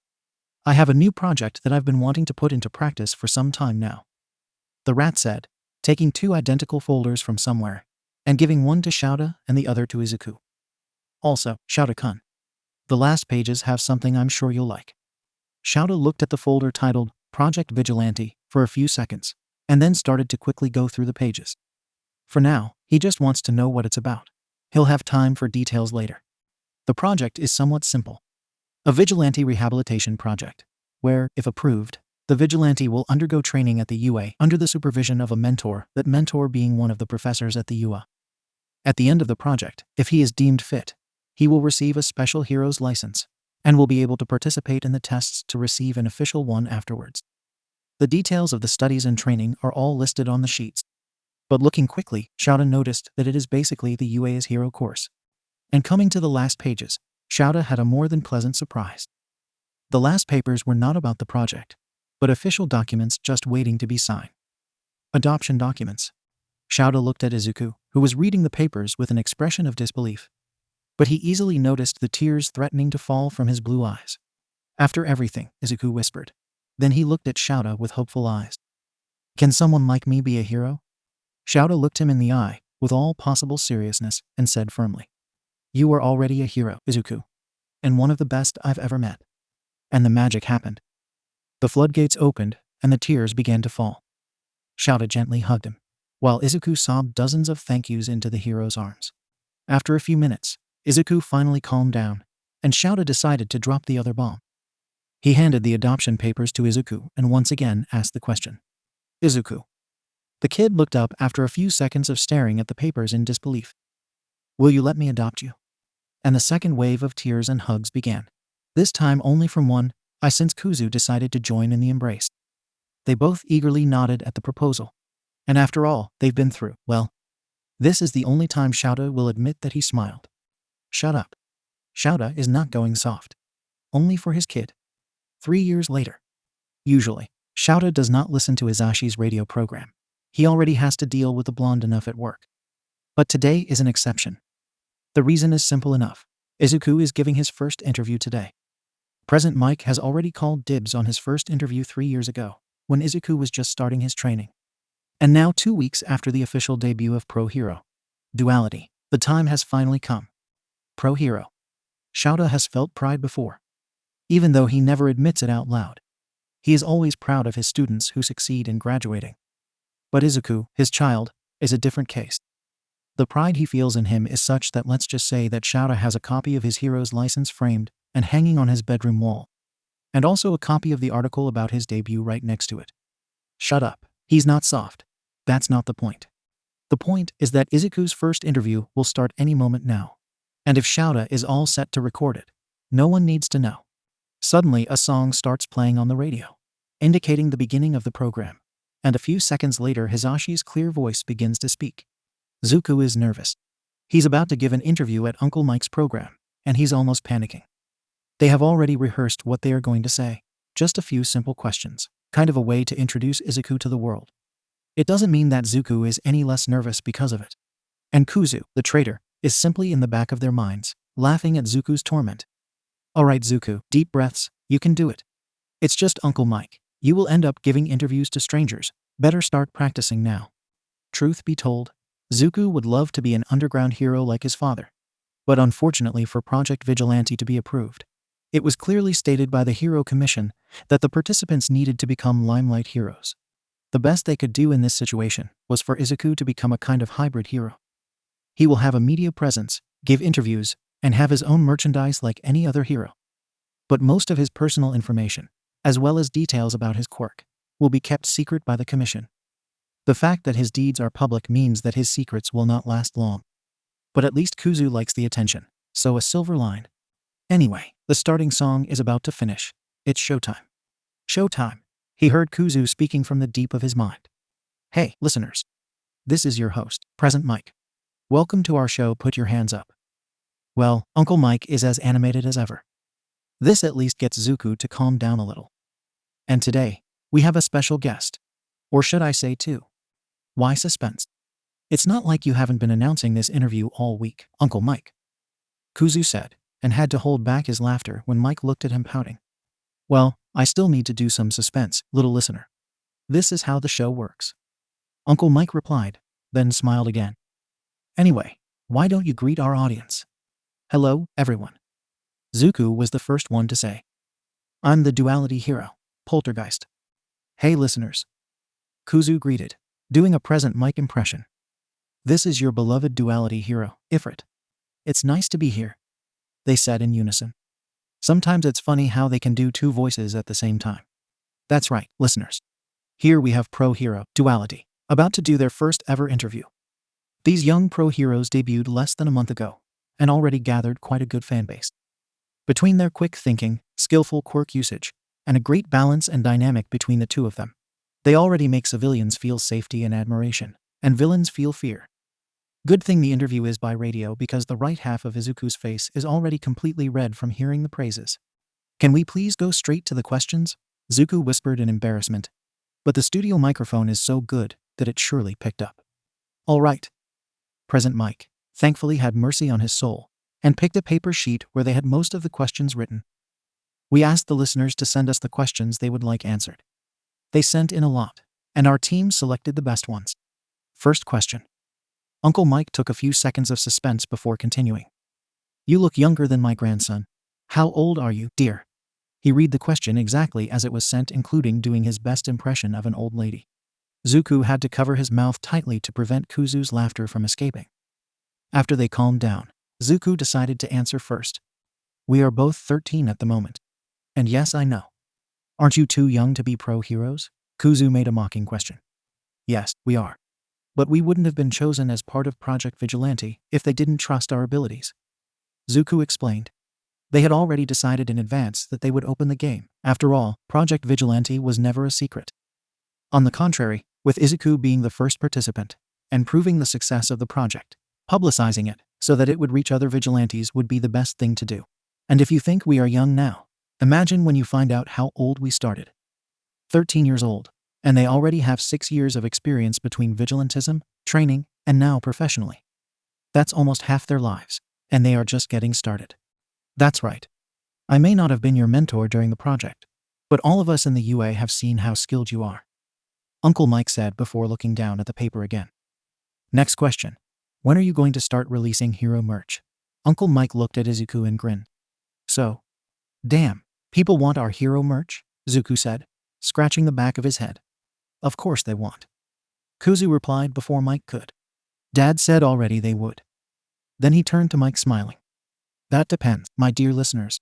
But I'd like to say soon. God knows that this bonehead could use a little boost of confidence. Then he made a small next sign while patting his own head. Anyone who doesn't know them would find it a weird scene, but Mike is more than used to seeing Kuzu comforting Zuku. To him the scene is just plain cute. All right? Now let me see. He looked one more time at his papers and smiled. Got a good one here. Why do you two act under the same hero name? Also, will you reveal your true name? 2 questions in one. We got a greedy one here. Kuzu joked. Answering the latter first. No. Zuku said simply. We want to keep our civilian and hero lives separate. Just like Uncle Mike. No one knows who he really is. We know though. Kuzu said. Nephew privileges. Zuku cheered. And no, we aren't blood related.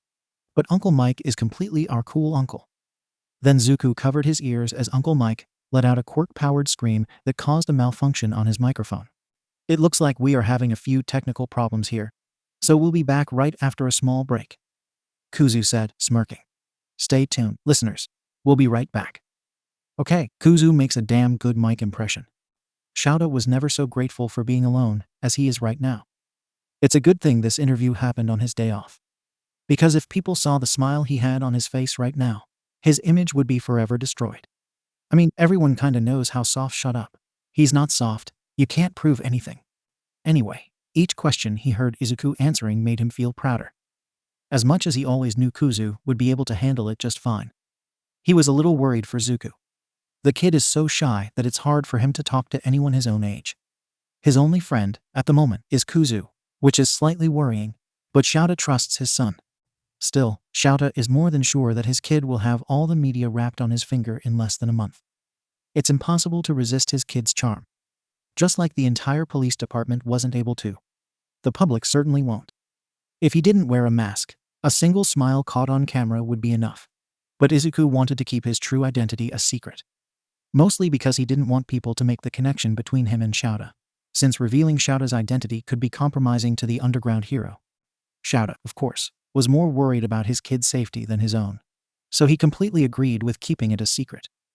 They don't hide that they are father and son, but no one needs to know they are both heroes. Oh, the music is back. Looks like the break is over. Back to the interview. Alright, listeners, sorry for the delay, Uncle Mike said after his microphone was changed. But now, let's continue. The show must go on. Alright? Where were we? Zuku asked. You answered the second half of this question. Let's recap. Uncle Mike said, then read the question again. Why do you two act under the same hero name? Also, will you reveal your true name? Well, as we said, we won't be revealing our true name anytime soon. Zuku recapitulated his earlier answer. As for the first question, well, it's kinda simple. Kuzu continued. But we won't answer that today, he said, laughing. Now, before you start booing me, there's a good reason for the secret. It wasn't even supposed to be a secret, Zuku protested. I thought it was obvious. It would be if our information weren't classified. Kuzu replied. But yeah, it's not a secret, but since no one knows, Kuzu took up a paper from somewhere and started looking through it. It's so much funnier to read your theories. This one, we will eventually tell the public, Zuku said. But I don't have the heart to stop Ifrit when he loves reading your theories that much. Oh, come on, Poltergeist. They are incredible. The ones about our identities are amazing. Like, look at this one, Kuzu said, looking at the paper. Endeavor's secret love child. He barely finished his reading before bursting into laughter. Like, the writer had a few good arguments, but mostly it was, they both have powerful fire quirks, so they must be related. Kuzu kept trying to control his laughter. Can you believe that? With all due disrespect, if I were Endeavor's son, I would go crazy. Okay, you made your point, Ifrit, Zuku said, calming Kuzu down. But I have to agree, Endeavor sucks. Anyway, there's some really good theories over there. Some more accurate than others. Kuzu continued. There are some people who have come very close to getting it right. And if someone does get it right, I commit myself to come back here and read that person's theory live. People will hold you on that promise, Ifrit. Zuku deadpan. Well, listeners, our time is almost up, but we have time for one more question, so let's get to it. Then Uncle Mike looked at his papers one more time and looked up to Izuku, smiling. What could you say to the quirkless or people over with weak or villainous quirks? Villainous? Zuku asked, tilting his head to the side. That's the biggest bull beep asterisk that I've ever heard before. What would a villainous quirk be? A quirk is only a tool. How you use it is what says if you are a hero or villain. Look at me, Kuzu said right after. People say fire is a heroic quirk, but they forget that I could burn down the entire city if I wanted. As for weak or quirkless, believe me, I know what you passed. Zuku continued. I was a late bloomer, and I have the extra toe joint, which is another load of bull beep asterisk, should I add, so everyone thought I was quirkless. I might have a quirk now, but I felt firsthand what quirkless kids feel. So let me say one thing. You're not less or more than anyone else because of your quirk. It might seem like the world is against you now, but remember there are good people too. These are the ones you should focus on, and if you ever need help, remember these numbers. Then Izuku passed 3 different phone numbers. They were 3 NGOs focused on helping people who suffers with quirk discrimination. I wish I knew about them before. And remember, quirkists everywhere. Discrimination is a crime, and you can run away all you want, but one day you will have to face the consequences. Kuzu added. Well, looks like this is it. Uncle Mike said after closing the question. Thank you for coming, little listener. I hope we can do it again. Of course, Uncle Mike. You'll always have priority over my schedule. Kuzu said, grinning. That's right. Izuku said right after. I will admit, I was nervous. But this was much more fun than I thought it would be. Before we close, anything else to add? Mike asked again. For all the dreamers out there, Izuku said. Never let anyone tell you that you can't do it. It doesn't matter if your dream is to be a hero, a doctor, a teacher, a janitor, or a pizza parlor night watchman. You can do it.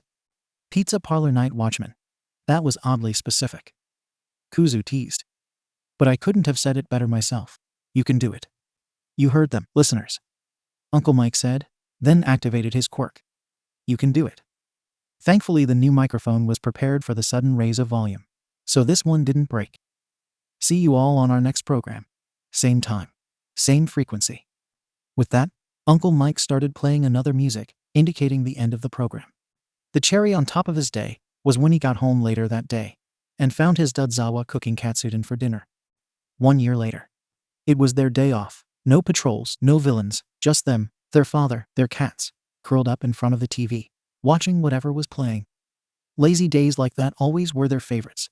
But then, how did he end up having to spend the afternoon running after a damn villain made of sludge? The short answer. All Might is a moron. Oh, you want the long explanation? Okay, sit down. Here comes the story. As already said, it was Izuku and his dad's day off. They spent most of their day curled on their sofa with their cat's bastard. And Pablo, I doubt you can guess who named whom. Since they didn't have to patrol that night, Dudzawa had just expelled his whole class again. But it was starting to get late, so Dad went to start dinner and asked Izuku to go to the mall to get some things they were missing at home. Izuku promptly accepted and went. So far, so good. But then, he had to take a shortcut through a tunnel. That's when everything started to go wrong. Starting when he heard a voice saying, "A medium-sized vessel." The voice immediately caught Izuku's attention, and when he turned around, he saw some kind of slime thing crawling towards him. "You'll make the perfect skin suit for me to hide in, kid." Well, great. Just on his day off too. Izuku, unfazed by the villain he has seen worse, sidestep when the sludge tried to catch him. "Leave this one to me," Izuku said, raising his arm and making a grabbing motion. The villain stopped moving, and their exposed eyes widened. "You know, there are few things that I really hate," Kuzu started saying, while Izuku compressed the villain. "Being bothered on my day off is definitely one of them." Saying that, Kuzu opened his mouth and shot of fire burst on the villain, who screamed in pain. Even if he is immune to physical damage, fire is hot. "I said leave to me, Kuzu," Izuku said, pouting. Then he took a bottle from his grocery bag and emptied it. "Damn, what a waste. Now, be a good villain and enter the bottle," he said, shoving the villain inside the bottle. "Great. Now we'll need to go to the police station," Kuzu sighed. "Hopefully, Tsuka-san will be there. We don't have our suit," Izuku replied. "At least we brought the license," Kuzu said. "Imagine the Heta." "Have no fear, you are safe," a voice said from the other side of the tunnel. "Now that I am." Then he stopped when he saw just a kid there. "I'm sure I heard a screaming from there. Probably from this guy," Kuzu said, showing the bottle. "This, whatever he is, tried to attack me, said something about using me as a skin suit." "I see. I've been searching for this villain for some time already. Thank you for the help, kid," All Might replied, taking the bottle and putting it in his pocket. "It seems like it will fall any second now. I'll bring him to the police station." Saying that, All Might turned around and prepared to jump, which no doubt will end up with him dropping the bottle. "Wait, All Might," Izuku tried to call him. "Sorry, kid. I can't give you an autograph right now, I have to go," he said, then jumped up. Izuku could see the exact moment that the bottle fell down from his pocket, and the giant buffin continued without noticing it. "Great, just great," Kuzu said angrily. "What an imbecile. I can't believe he used to be our favorite hero." Zuku said, facepalming. Then he took his phone and dialed his dad's number. Problem, child? Their dad answered rather quickly. Did something happen? Hi, Dad. We are fine, but we'll be a little late. Zuku replied. What happened? Dadzawa asked, and Zuku sighed. Well, some kind of swamp villain attacked us. Zuku explained. We are fine. He didn't lay a finger on us, and we trapped him in a bottle. Then all Morin showed up and took the villain, saying he would bring him to the police. Kuzu continued. The imbecile jumped out, dropped the bottle, and probably still didn't notice it. So now we need to find the villain.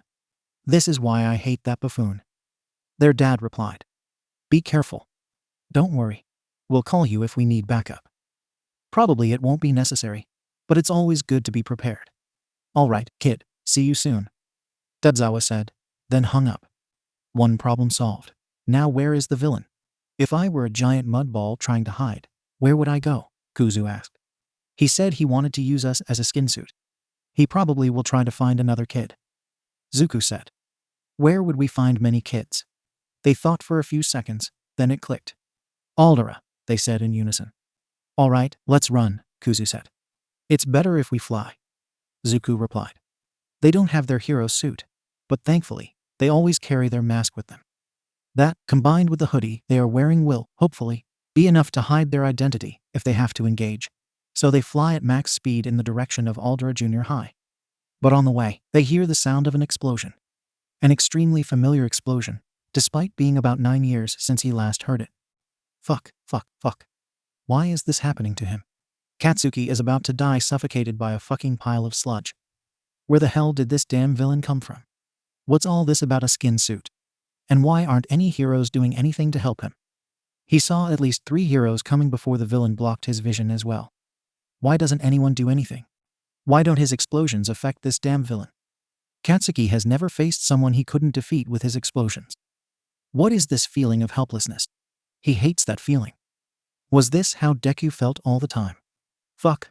Why is he thinking about the nerd at a time like this? It's been almost 10 years since he disappeared. At least 7 since the Bakuga saw about his death on the news. The nerd died in a fire. Was it the flames, or did he suffocate from the smoke? Strange to think that he is about to die of suffocation too. Fuck. Katsuki can't die like this. He still needs to become a hero. He has to surpass All Might and become the #1 hero. He already broke his promise with Izuku once. The two of them can no longer become heroes together, and it's all his fault. When Katsuki heard about Izuku's death, he promised that he would become a hero for him too. He can't break this promise too. But it's getting harder and harder to hold on. How long has this pile of mud been suffocating Katsuki? It can't be more than a few seconds, minutes at most, but he feels like hours have passed. His explosions are weakening. The outside sound is getting lower. Fuck, no. If he loses consciousness now, he will be dead without a doubt. Suddenly, he feels as if something is holding him by the shoulders, and then he is being pulled from inside the villain. As suddenly as it started, he feels air again and starts coughing, desperately trying to pull in as much air as possible while trying to expel the sludge that has no doubt entered his lungs. For the next few minutes, Katsuki is not quite sure what happened. He briefly remembers seeing a skull mask, blue eyes, and a mop of dark green hair. Very familiar hair, but it can't be. He is dead. Still, unconsciously, Katsuki raises an arm toward the figure. Izuku, the last thing Katsuki sees before passing out, is the mysterious figure turning around and looking at him wide-eyed. To say that Izuku is furious would be an understatement. The moment he heard the explosions, extremely familiar explosions, he flew at full speed to see what it was all about. Imagine his surprise when he saw the scene in front of him. There were so many things going wrong there. First, the slime villain holding a child hostage, trying to invade his body by entering through his mouth and nose. And the child, Katsuki Bakugo, Keiken. It has been almost 10 years since Izuku has seen him. If only it were under better circumstances. Second, 3 heroes watching the scene doing nothing. Because, and I quote, "We don't have the right quirk to deal with this villain." How can they call themselves heroes and stand by and watch a child die? And no sign of All Might. It's not possible that he's such an idiot that he hasn't noticed that the villain has escaped yet, right? Whatever the reason, the symbol of peace has not yet arrived. Well, if these heroes won't do their job, then Izuku will have to do it for them. Without bothering to ask them to make way, Zuku immediately jumps in front of them. putting on his mask on the way, and extends both arms, focusing on Katsuki, who is struggling less and less. The moment he locates the blonde, he makes a pulling motion with his full force, yanking Katsuki out of the villain's grasp and holding him in his arms. Then Zuku holds the villain and compresses him, the same way he did earlier, and puts him into another bottle. Second bottle wasted. The villain only has the moment to widen his eyes in surprise. He can't even speak a word. Looking around, Zuku sees a burning building, probably the result of Katsuki's explosions. Backdraft, another hero present, had been trying to put out the fire since Izuku arrived. Strange priorities, since Katsuki was still letting off explosions uncontrollably the whole time. Anything the hero put out soon burned again because of that. But at least he was trying to do something. The same couldn't be said for Kamui Woods, Mountain Lady, and Death Arms. Sighing, Zuku raised his arms again and started gathering the fire on the buildings, compressing them into a small fireball and holding it in his right hand. Then he quickly swallowed it like a pill and went to check on Katsuki. The kid was coughing and desperately trying to gather any air possible. Putting his hand gently on his chest, Zuku tries to feel inside his lungs, and there's no doubt he has sludge there. Looking around, the others were still just watching, so Zuku sighs again and passes control to Kuzu. He is better at this. At least he can show anger. Do I really need to do everything here? Can someone call a goddamn ambulance before this child dies? Kuzu said angrily, practically growling at the other heroes. It does the work. The heroes start moving around to call the rescue. He has sludge in the lungs, so tell them to hurry up. And of course, the press, which simply does not know the meaning of bad timing, chooses just now to try to interview Izuku. Poltergeist. Can you make a statement? A journalist shoves a microphone in his face. Kuzu simply pushes the microphone back, glaring at the cameras. I can't. I'm too busy doing their work, he says, pointing at the other heroes, who at least have the decency to look embarrassed. Then, making sure that the ambulance is on its way, Izuku goes to the heroes, making sure to send them a glare that would make his father proud, and starts lecturing them. The scene is honestly comical. 4 adults, staring at the ground while a child scolds them, and they look terrified. What saves them from an hour-long lecture is the voice Izuku hears coming from behind him. Izuku. Izuku was the only one who heard, being used to picking up low voices, even in the middle of crowds. He turns around, looking at Katsuki on the ground with wide eyes. There's no way Katsuki recognized him, right? But he has his arm extended towards Izuku. Is that a coincidence? Then the arm goes limp and Katsuki closes his eyes. Izuku's confusion immediately turns to concern, and he practically throws himself on his knees in front of his former childhood friend. No. Come on, don't pass out now. The rescue is almost here. You're going to be okay. Izuku tries to say, but has no answer. He presses his ear to Katsuki's chest, and at least his heart is still beating. He also hears a wheezing sound coming from his lungs. Where is the damn ambulance? Almost like an invocation, he hears the sirens approaching, and unlike the heroes, at least the doctors are fast and efficient. In a matter of a few minutes, Katsuki is in the ambulance and being taken straight to the hospital where he can be treated. After all this, Izuku goes home, mentally exhausted after this roller coaster of emotions. And to think that all this happened because the imbecile named All Might is incapable of guarding a bottle properly. Frankly, Izuku even forgot why he had come out in the first place. In the midst of the chaos, he ended up losing all the groceries he had bought. What a waste. His father listened attentively and patiently while Izuku explained in detail everything that had happened. And in the end, they decided to order a pizza, because frankly it was already too late to cook, and they would have to go to the grocery store again for that. One thing Izuku knows now. Katsuki is fine, and stronger than ever. He will probably go to UA. After all, being a hero has always been his dream. The biggest problem is that he will find out that Izuku is alive. Izuku is already dreading the conversation they will have. The blonde will certainly be angry. Izuku only hopes that he has matured at least a little in these 9 years, because he doesn't want a new scar for his collection. But Izuku is no longer the quirkless Deku. He is a pro hero now. In an all-out fight, he is even able to match his father. Not to mention that the staff of UA will not stand idly by if something happens. Director Nedzu's anti-bullying policy is unforgiving. If Katsuki tries anything, he won't get away with it. The exams are 9 months away. Izuku wonders what kind of class will come this time. He just hopes his father doesn't expel everyone again. Although this time Nedzu has contingencies in place to prevent this. On the day of the exam, Izuku arrived early with his father. They went soon to the staff room, so everyone could be prepared to do their jobs. What? You thought Izuku would be taking the exam? No, they won't. Izuku has technically already graduated. So from this year on, they will act as teaching assistant in Eraserhead's homeroom. Technically, they were supposed to start last year, but a certain someone expelled his whole class, so there were no classes for Izuku to assist. As for the exam, Izuku has two functions. The first, like the other teachers, is to keep an eye on the participants to distribute rescue points during the practical part. The second is to look out for promising students who don't have the right quirks for the test, thus making this biased test a little fairer. Unfortunately, they can only choose one person to pass this way, so they have to make sure they make the right choice. Especially since the chosen one will be taking someone else's spot. The responsibility is great, but everyone agrees that Izuku can handle it, and they wouldn't have agreed if they didn't think they could too. The participants look relatively promising this year. Some of them already draw attention, good or bad, mostly good, though. The amazing part is how many quirks Izuku can see and analyze in a single day.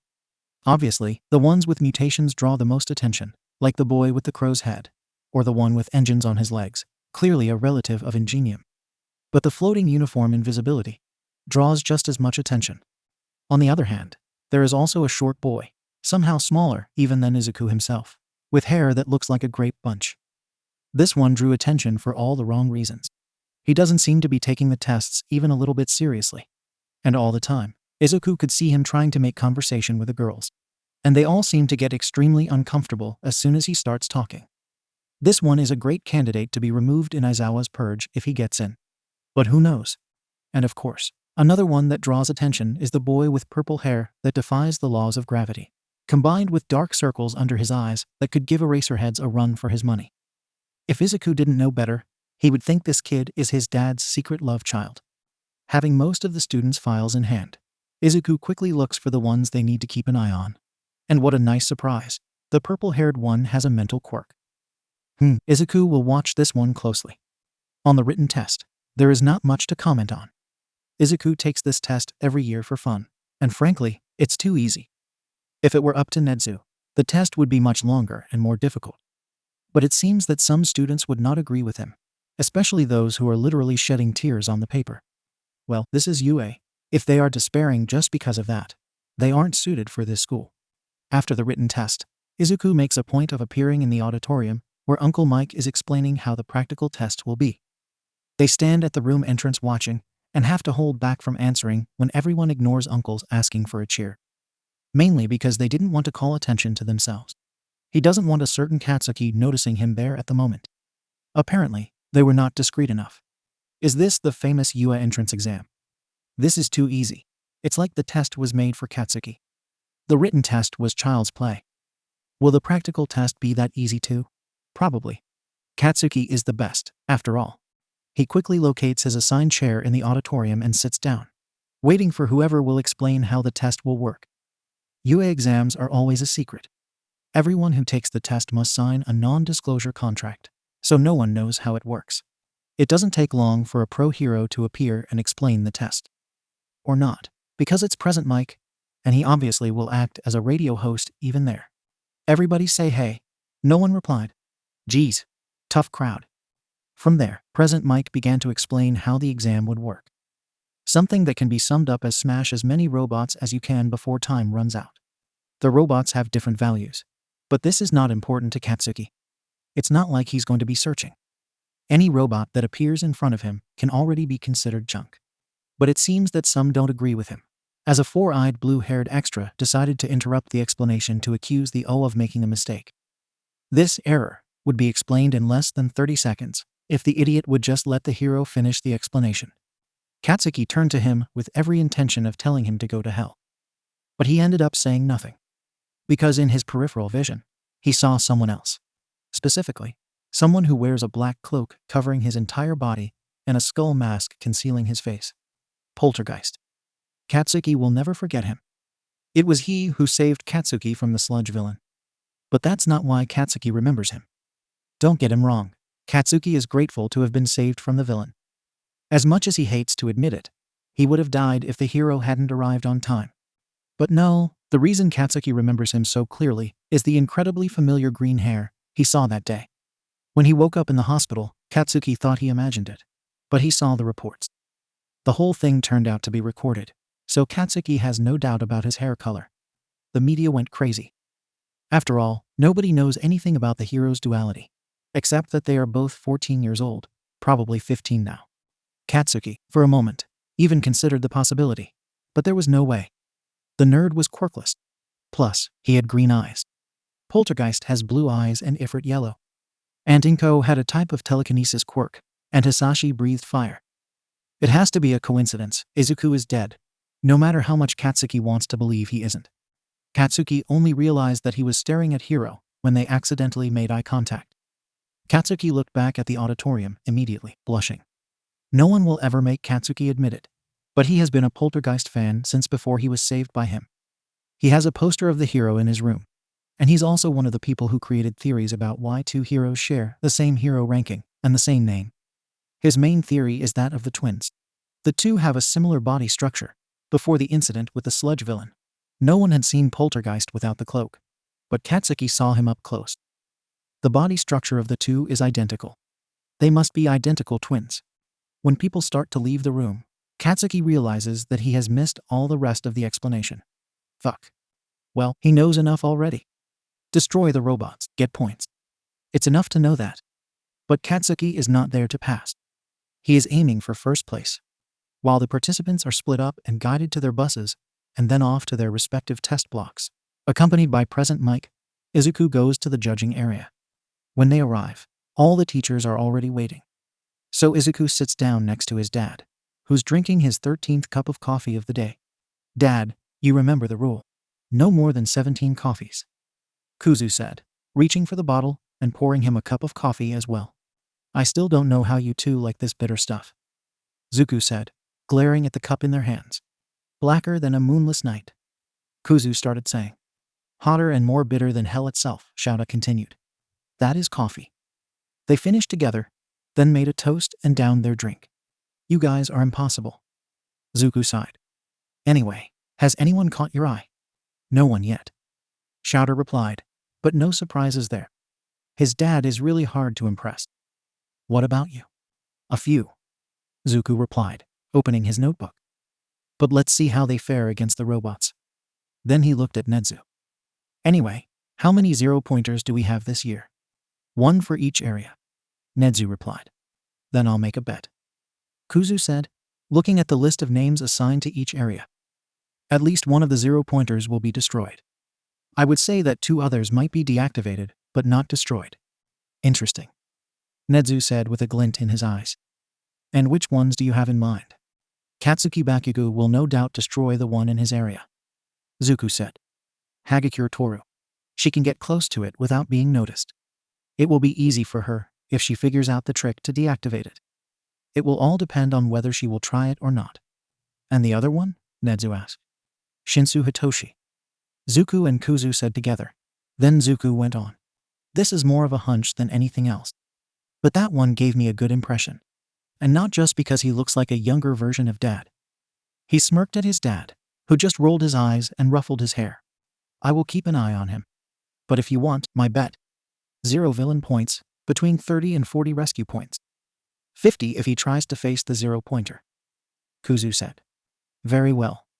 Nedzu said, looking at his screen. The students are ready to start. With that, everyone focused on the multiple screens. It's showtime. Kuzu grinned. Bloody hell. Could this test be more biased towards physical quirks? Destroy robots. Hitoshi's quirk is brainwashing. In a test like that, he is basically quirkless. The test already started more than 15 minutes ago, and he has not scored a single point yet. Maybe he would have scored something if he hadn't wasted his few chances trying to help imbeciles with no sense of self-preservation in the way of other robots. Why did he waste time doing this? Who knows, he moved before he realized it. The point is, he will never get into the hero course that way.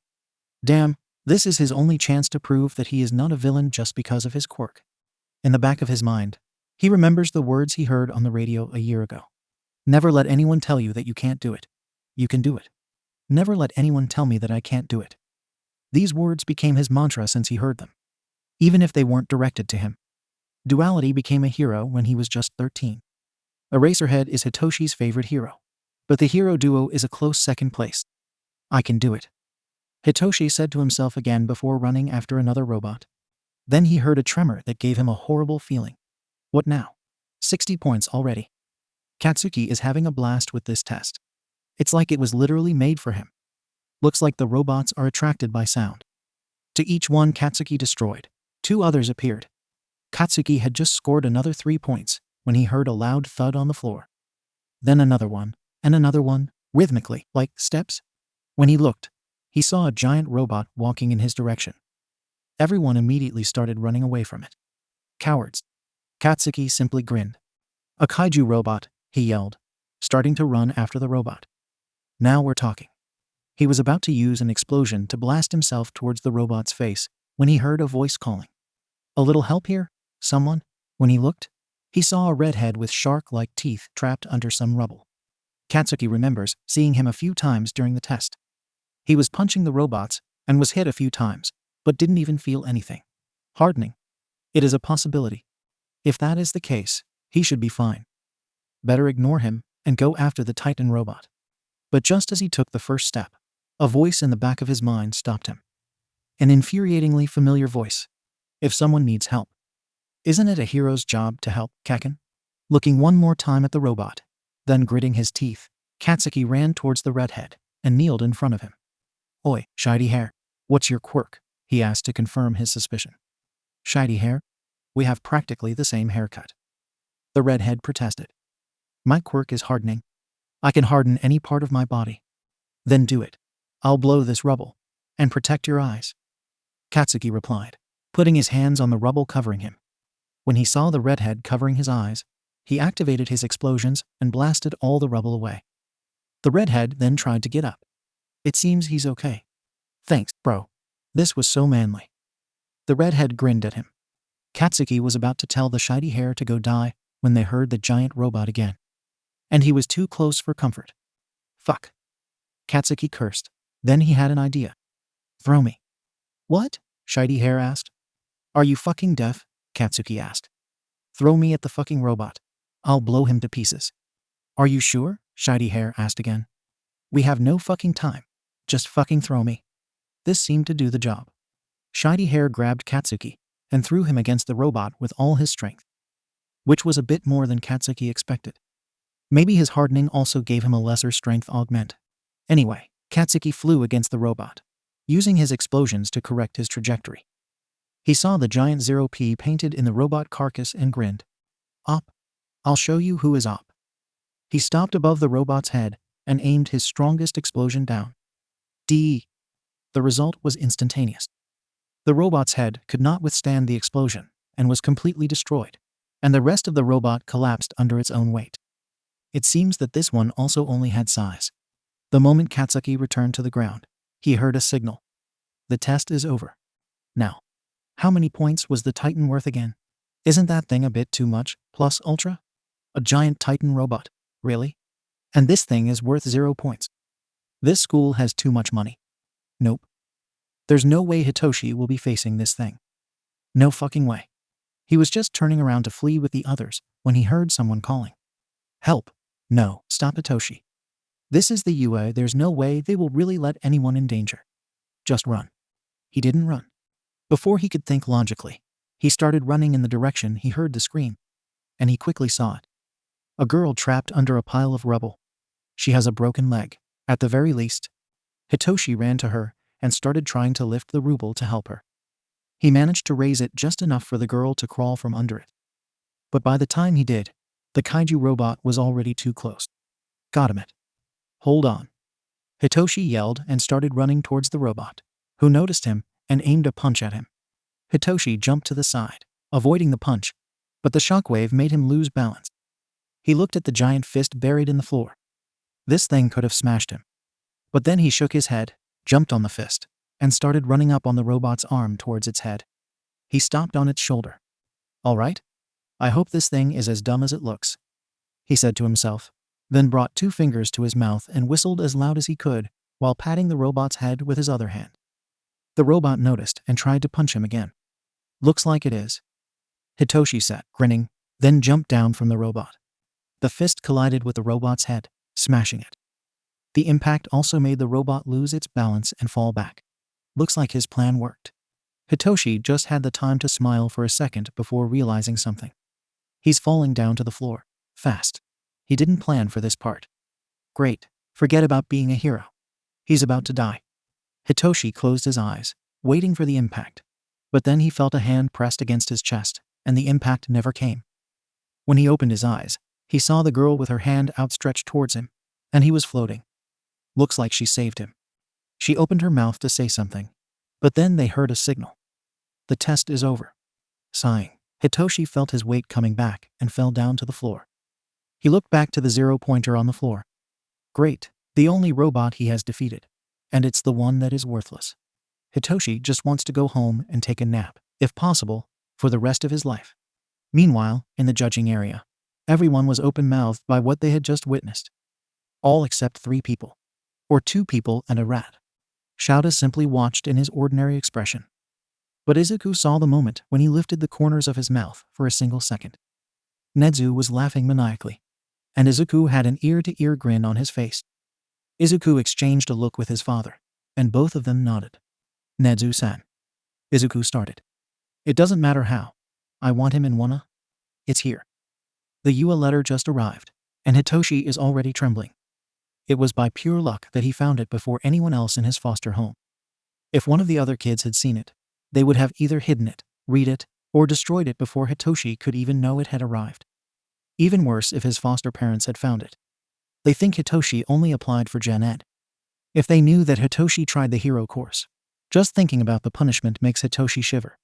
But now, the letter is in his hands.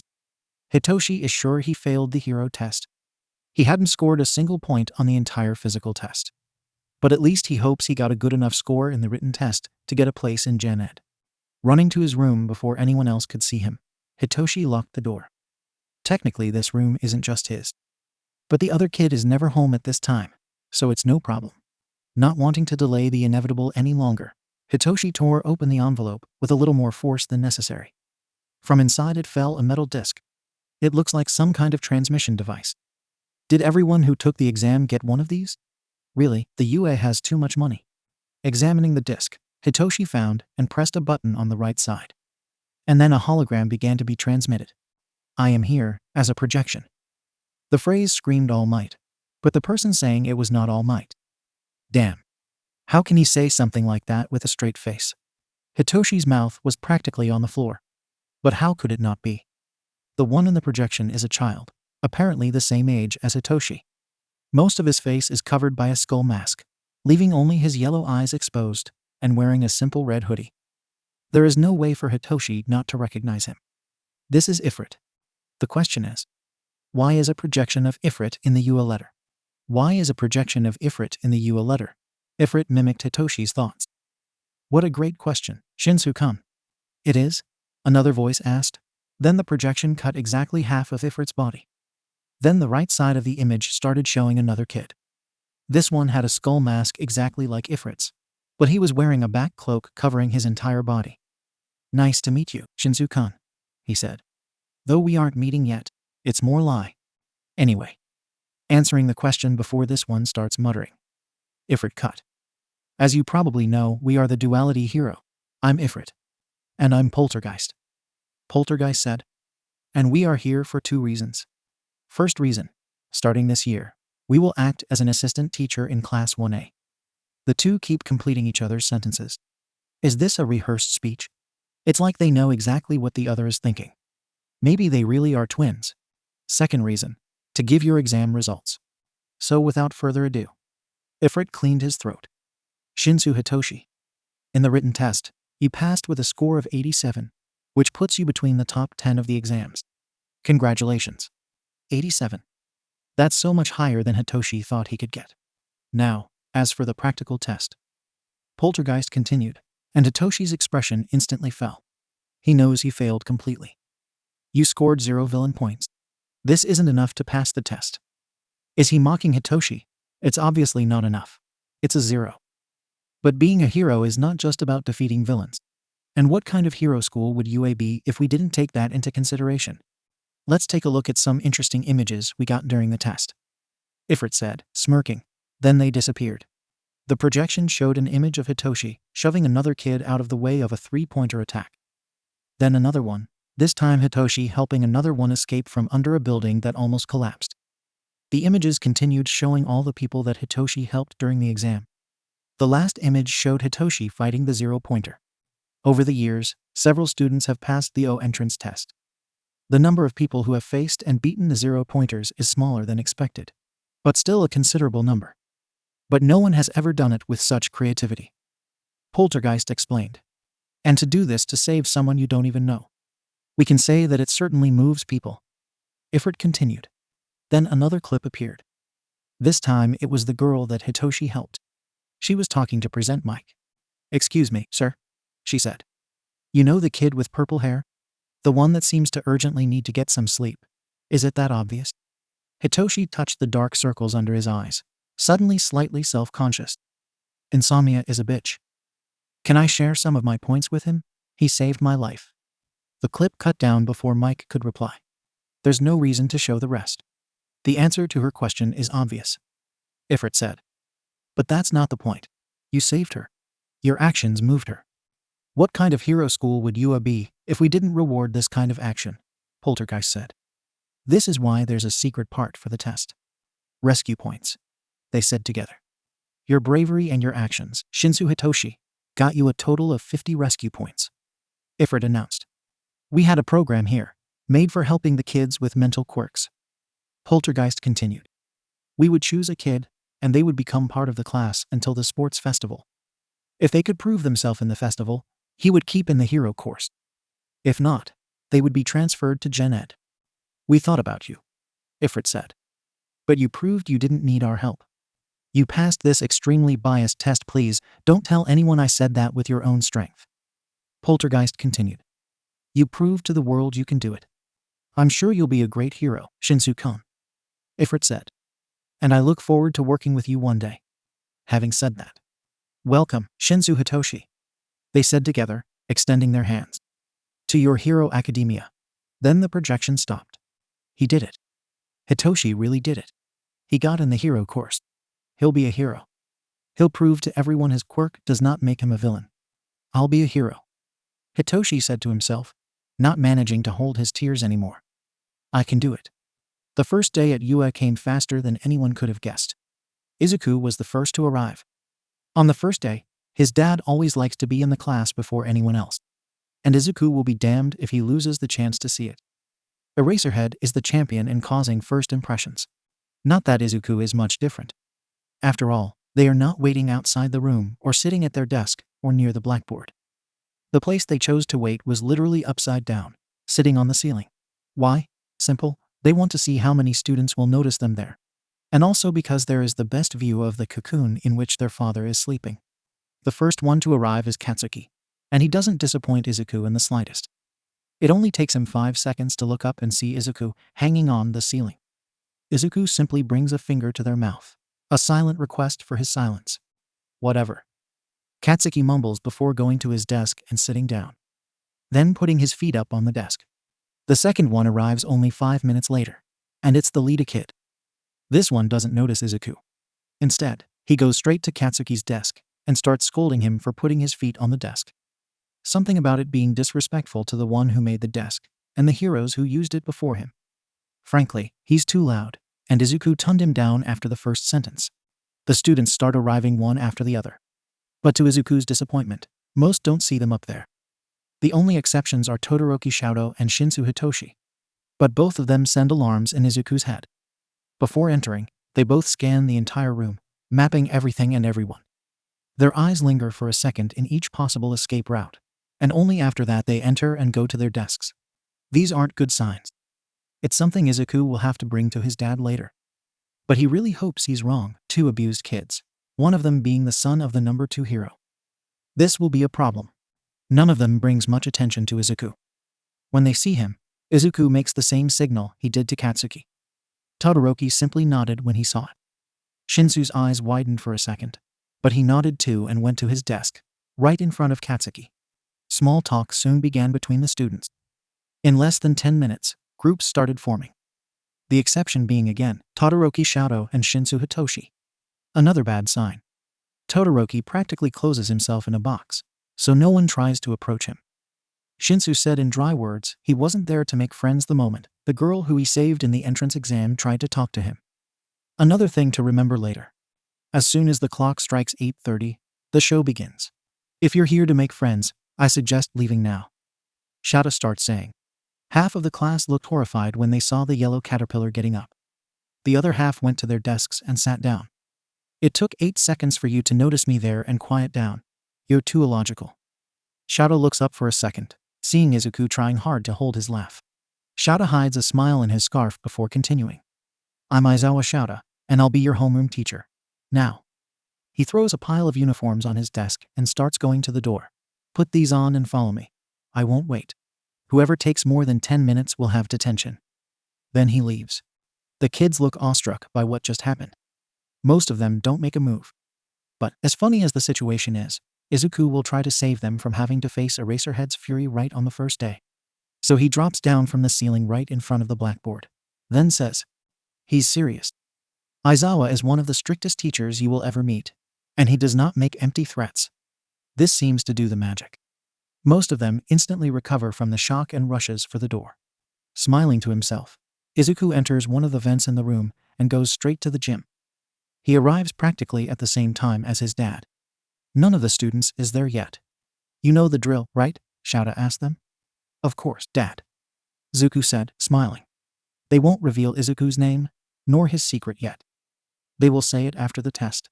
So only the survivors will know. The mask stays until anyone we need to expel is expelled. You seem sure someone will be expelled. Shoto replied. Oh, I have no doubt. You'll see. Izuku said. Anyway, you'll use the logical ruse card? Only if needed. Shoto replied. And something tells me I will. How many noticed you? Only 3. Izuku said. Bakugo Katsuki, Todoroki Shoto, and Shinsu Hitoshi. I'll need to talk to you about the last 2 later. I'm worried about some signs.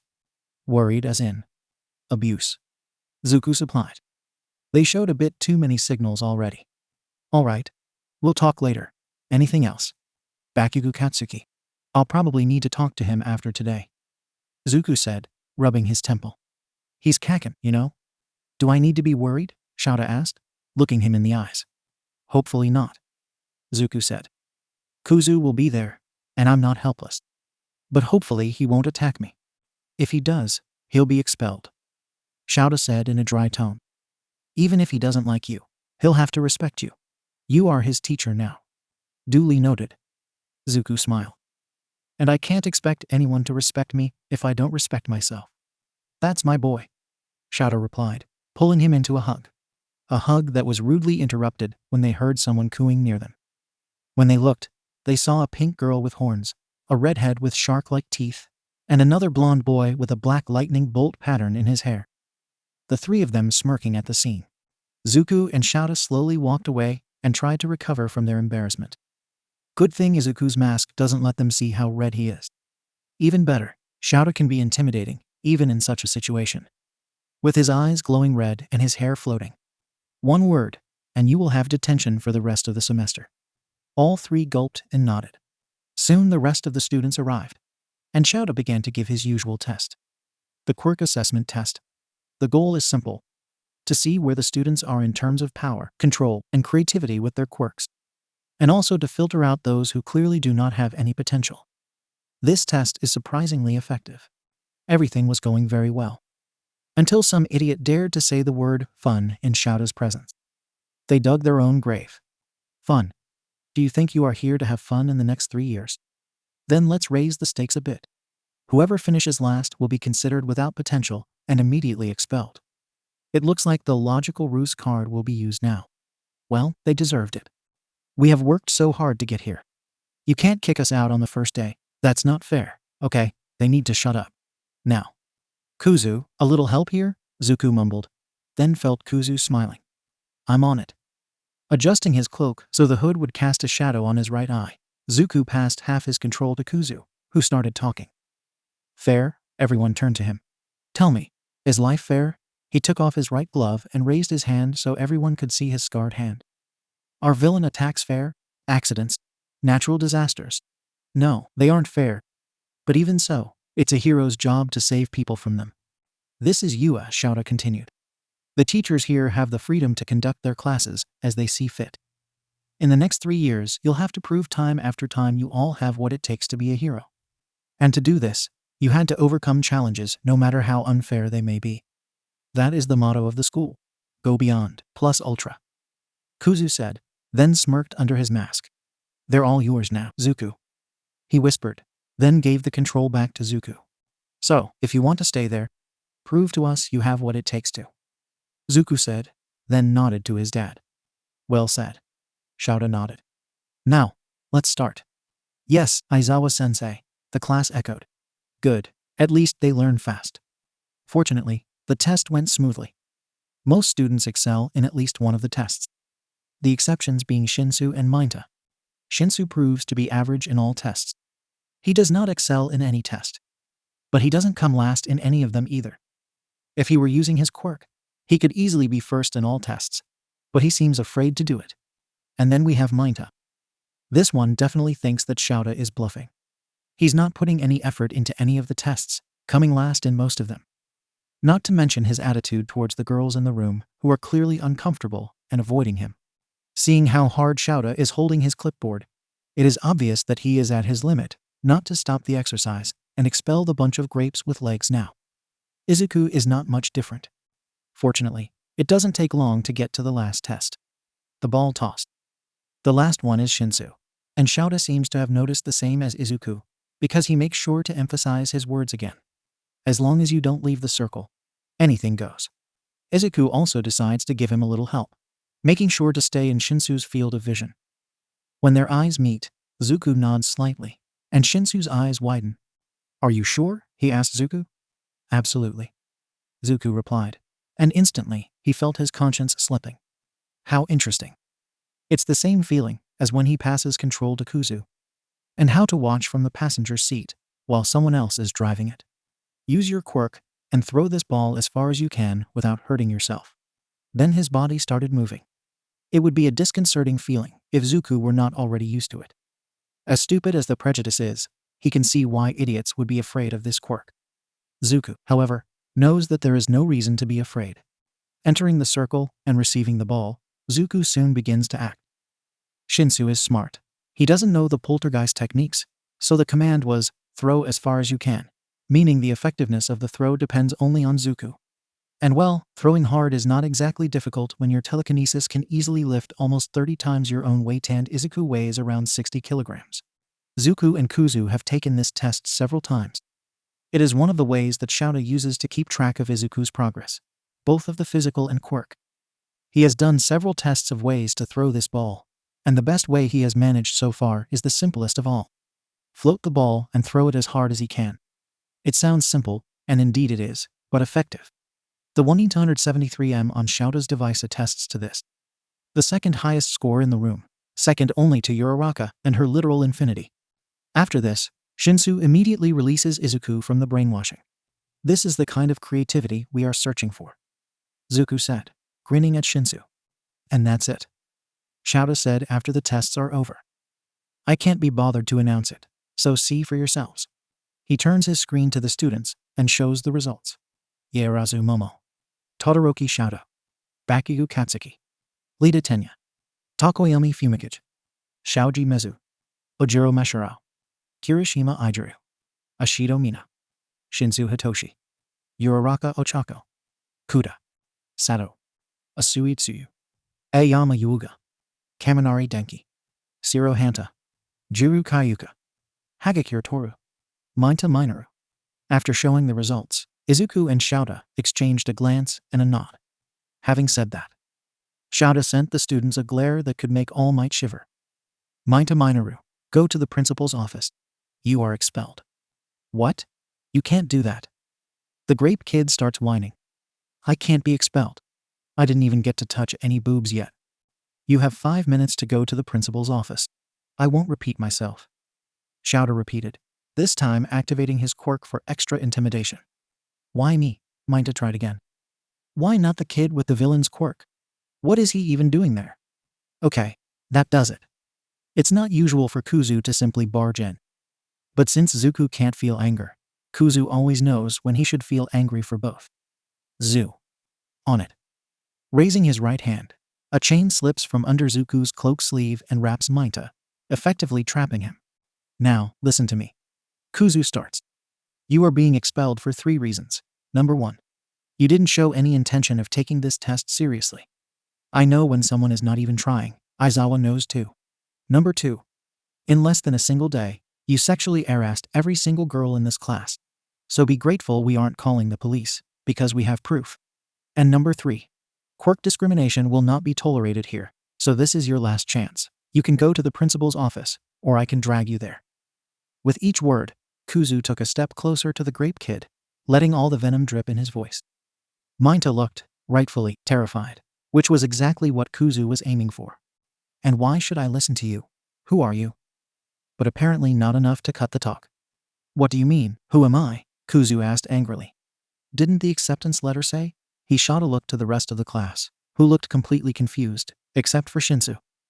Really? All Might was supposed to have introduced me in the letter. He sighed. Just one more mess with All Moron. Doesn't this guy have a single brain cell? Looks like he forgot. Shout aside, then leveled the class with another quirked glare. This is the duality hero, Poltergeist. Ifrit and I will be assistant teachers in Class 1A. Zuku explained as he unwrapped the chains from Minta's body and turned to look at the class. And while I am just an assistant, I have Nedzu's full permission to expel someone if I find it necessary. So remember. But before Zuku could finish, he was hit in the face by something sticky, and he immediately tried to pry off his face. And surprise, it's one of Minta's hairballs. And that it's with Izuku's mask stuck on, which means everyone can see his face. Fuck. Zuku hears Kuzu saying in the back of his mind. But he's so in shock that he doesn't even scold Kuzu for his language. Deku? And Katsuki recognized him. Just great. Silence, Shouta said in his most angry voice, already trapping Minta in his capture scarf. All of you, go back to the classroom and wait for me. Poltergeist will be watching. If anyone starts crowding, they will be immediately expelled. Understood? Yes, Aizawa-sensei, the class replied in unison. Then he left, dragging Minta in his capture scarf. Probably to Nedzu's office. Originally, he would just be transferred to Gen Ed and have a chance to return to hero class if he did well in the sports festival. But after what he just did, he will be lucky if he is accepted in any other hero school on this continent. Bakugo-kun, wait here for a moment. The rest, to the changing room, and then straight to class. Zuku said, trying to hide his trembling voice. Just great. Izuku wanted to, at least, be the one to take off his own mask. The plan was to introduce himself at the end of the class, not like this. Izuku just can't catch a break. At least it isn't a serial killer this time. Shouta was furious. By now, this is practically his second nature. Shouta's moods can be resumed to either tired or furious. But still, he has a good reason. He just had to drag Minta to Nedzu's office after the great boy literally attacked Izuku. And to make it better, he also ended up making Izuku lose their mask. So now, they'll have to explain it to the entire class. Yes, this was the plan from the beginning. But still, it would be in Izuku's time. They wanted to reveal themselves, not be unmasked. Shouta knows the reason. It's called Bakugo Katsuki. Izuku wanted to tell the kid on his own, because Zuku thinks he owes it to Bakugo for never having reached out to say he was alive. It's honestly stupid. Izuku doesn't own anything to anyone, even more since Shouta knows Katsuki wasn't Zuku's friend. He was his bully. But Zuku never saw it like this. His kid can be pretty dumb at times. He can only hope that Izuku can handle it for now. But it doesn't look like that's the case. Shouta could feel the tension from outside the classroom. Sighing, he opened the door and took in the scene.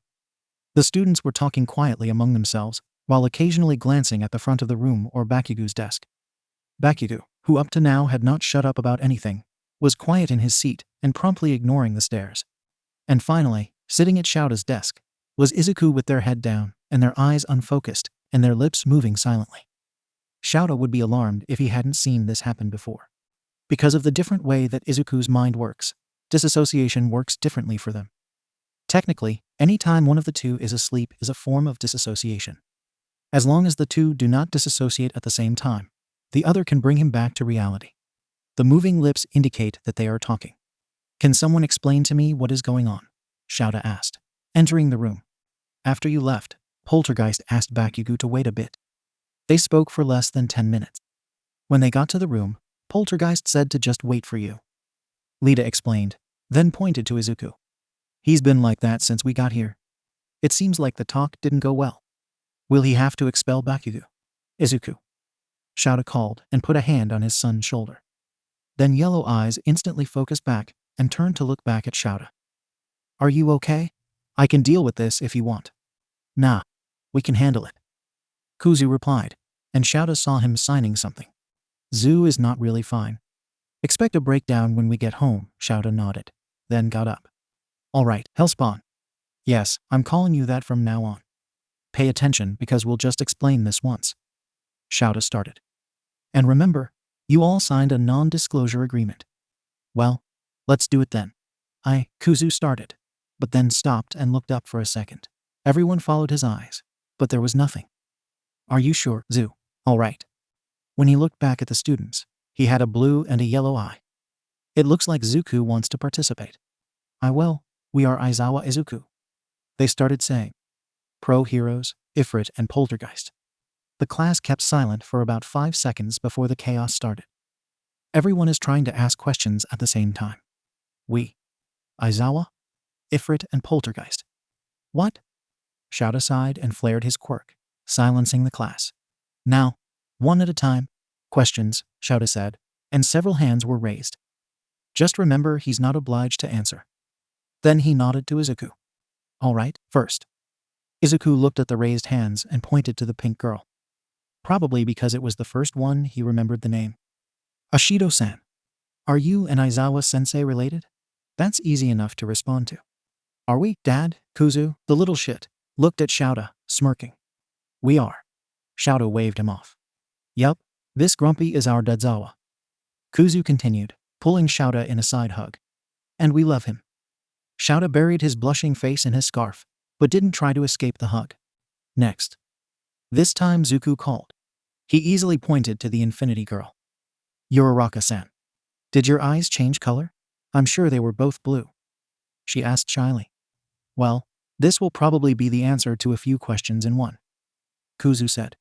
Like, why do you have 2 hero names? And why do you refer to yourself as we? The answer is simple. Zuku continued raising both his hands.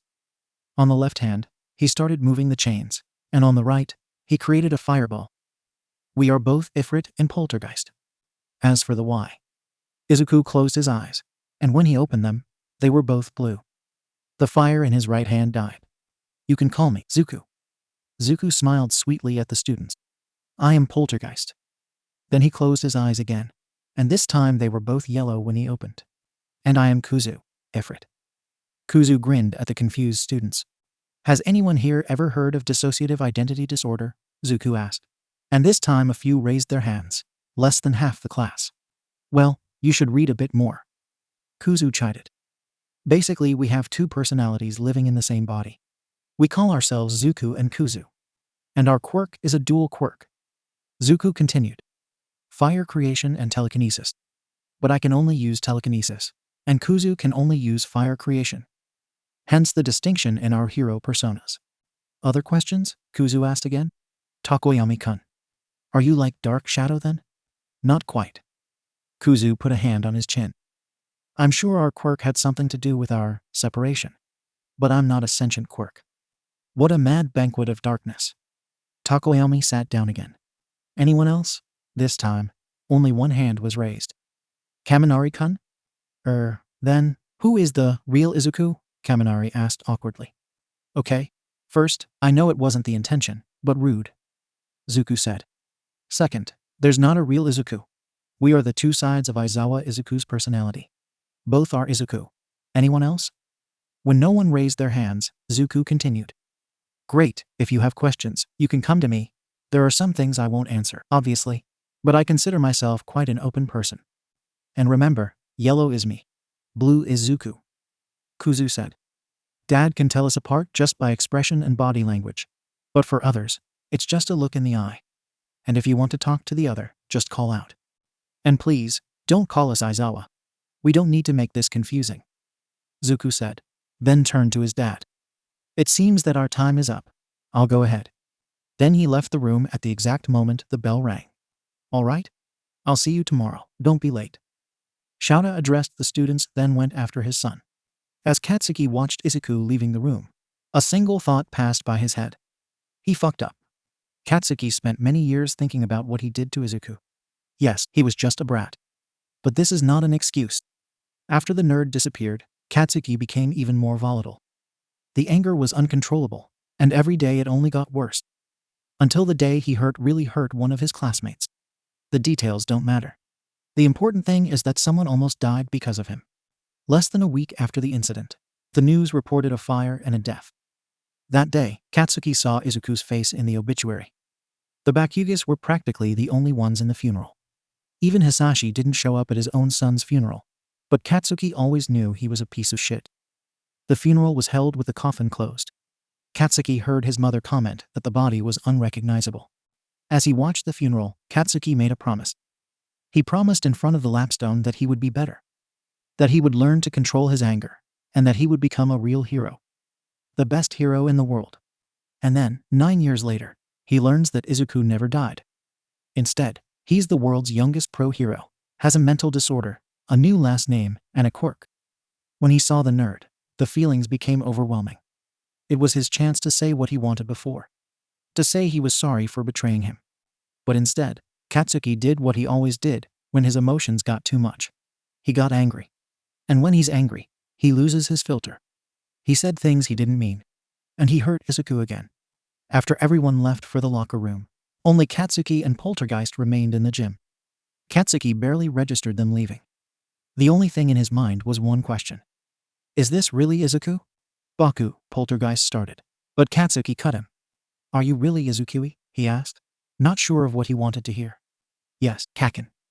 And this answer didn't leave any room to doubt. Only the nerd would call him Kaken. I am. And this should be good news, Izuku is alive. God knows how many times Katsuki wished he could see him again, to say the words he never said. This was his chance to say it. Just 2 words. But when he looked at that smile, that hopeful face, only old memories resurfaced. And with them, old habits came back. What he said couldn't be further from the "I'm sorry" he wanted to say. You're useless, Deku. And later, even Katsuki would be surprised by the amount of venom in his words. Why was he so angry? Shouldn't he be happy? Kak, hearing his old nickname, only made him angrier for some reason. Shut up, don't call me that. And then, Katsuki started bombarding him with his words without letting him respond. You died. And then, 9 years later, you simply come back like nothing ever happened. Been playing the hero since then.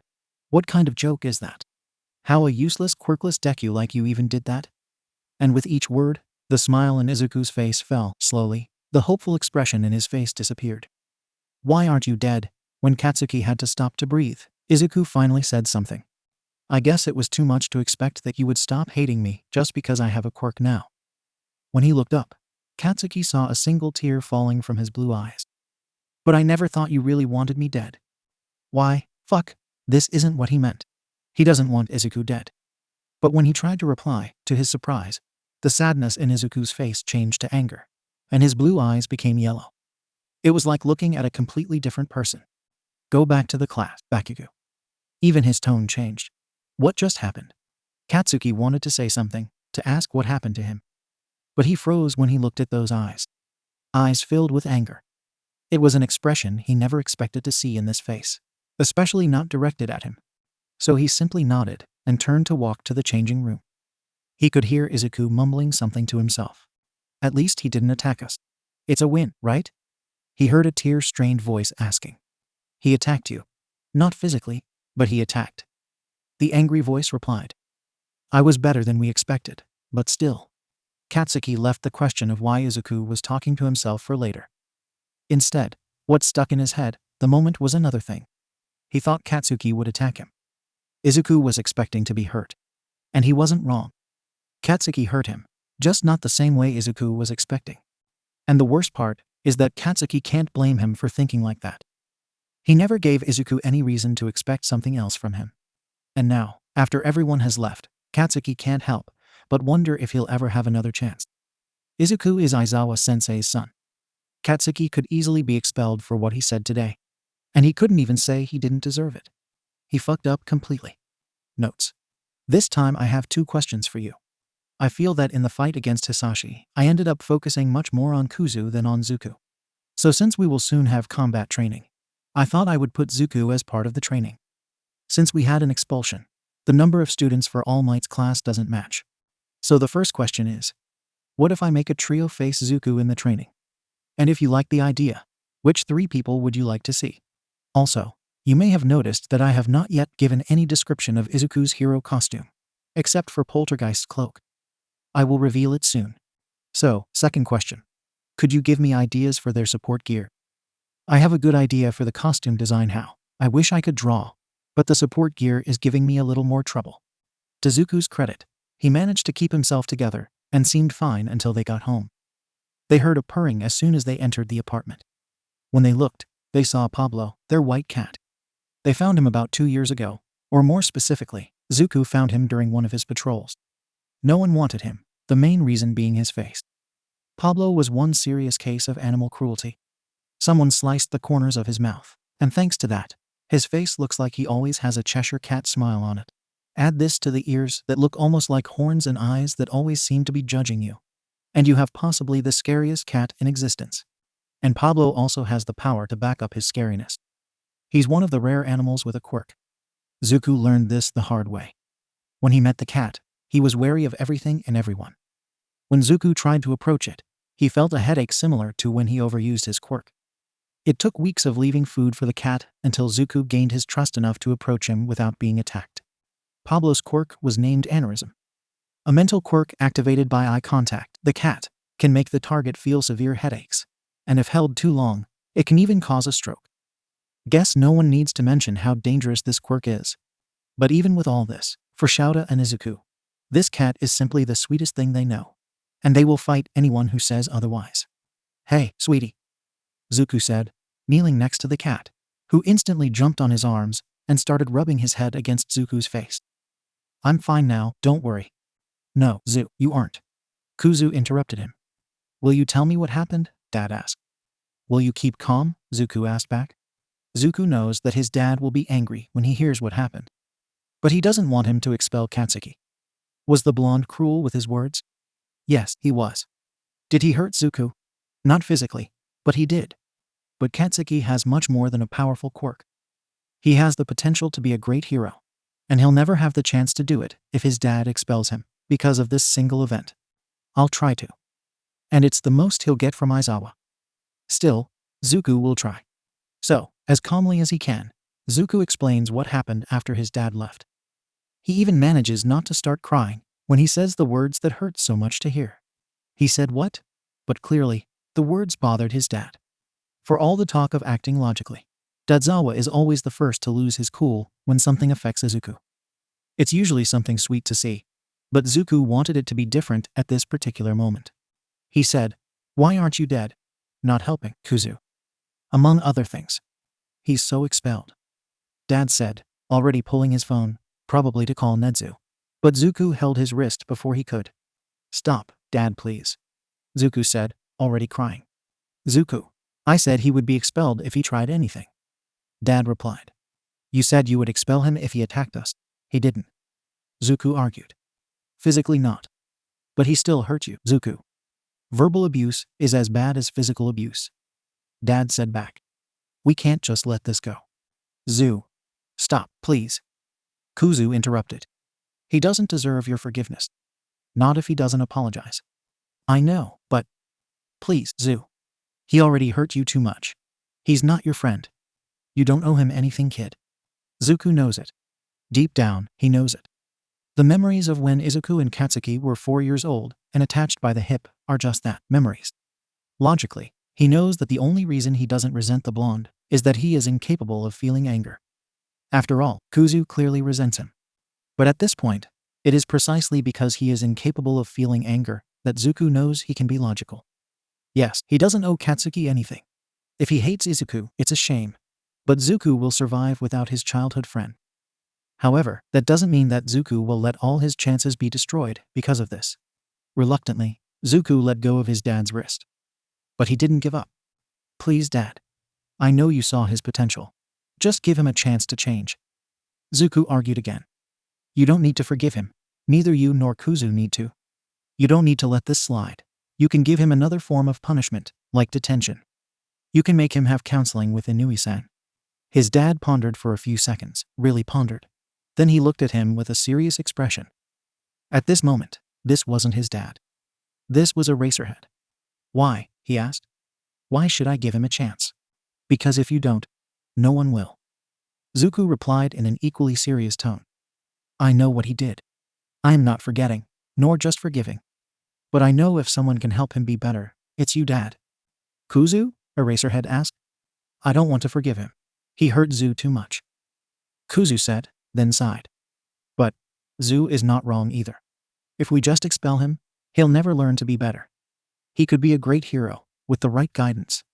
And at that, Eraserhead sighed. Then his expression softened as he put a hand on Izuku's head and ruffled their hair. You too. I'm proud of you. Dad said, smiling at them. I'll give him a chance. But it'll be his last. Thank you, Dad. Izuku said, hugging him. He'll need to follow a few rules if he wants to stay. Dad continued. First one is, he'll treat you with respect. If I hear him calling you Deku again, he's out. I'll be giving him a week of detention. And he'll have mandatory counseling with Hound Dog. Let me talk to him too. Kuzu said. I have something to say. Fine. But I'll be close this time. Dad replied. That's fine by me. Kuzu grinned. I just want to talk to him. As much as I'm sure he deserves. I won't let you kill him. Nah, don't worry, Dad. Kuzu replied. It's not like I'm trying to sneak Pablo into the school. Please don't, Izuku pleaded, and the cat purred at the same time. You know Pablo won't hesitate to kill someone if we ask. You remember what happened when that thief tried to invade? I remember how it took Dad 2 hours to notice we had an unconscious man in our living room. Kuzu teased. I had just returned from my patrol and hadn't had my nap yet. Dad defended. Aren't you the one who is always talking about situational awareness? On another note, Dad tried to change the subject. But the red ears were obvious. Tomorrow will be the first heroics class. Great. A full class with all moron. Kuzu replied. I can't wait to be ignored the entire day. All Might is a good person and a great hero. But he has one fatal flaw. The imbecile always thinks he knows everything, and as a result, he ignores everyone's opinion. In class tomorrow, Izuku won't be surprised if he completely ignores the script and puts the students in some dangerous situation like battles with quirks before any training or safety instruction. Did Majima-san say something about our new costume? Izuku asked. He said it will be ready by tomorrow. Dad replied. He also said he finished most of your support gear. Finally. I can't believe we've been doing this for more than a year, and just now the commission approved our costume. Kuzu huffed. Honestly, one would think after getting a license you would get better gear than when we were a vigilante, but noob. Better late than never, I guess. Izuku shrugged. Anyway, I'm exhausted, and we don't have to patrol today, so I'll go to sleep. Don't stay up too late, Kuzu. Then less than 5 minutes later, Kuzu felt Izuku sleeping in their mind. Kuzu almost followed him up, but then he felt his phone vibrating. He got a new message, and he knew exactly from whom. Burning down house. Are you free? Crazy not crazy. Maybe. Is it important? Burning down house. Would I be messaging you if it wasn't? Crazy not crazy. Fair enough. Same place as always. Burning down house. I'll be there in 20 minutes. Also, prepare for a donation. She's hungry. Crazy not crazy. Okay. Dad, Kuzu called, and Shado looked at him. I'm going out for a while. I need to meet my adult problem. Be careful. Dad replied, handing him a pot of burn ointment. Great. So he knows exactly who Kuzu is talking about. I'll be, Kuzu chirped, already moving for the door, picking his coat, then putting on his red shoes.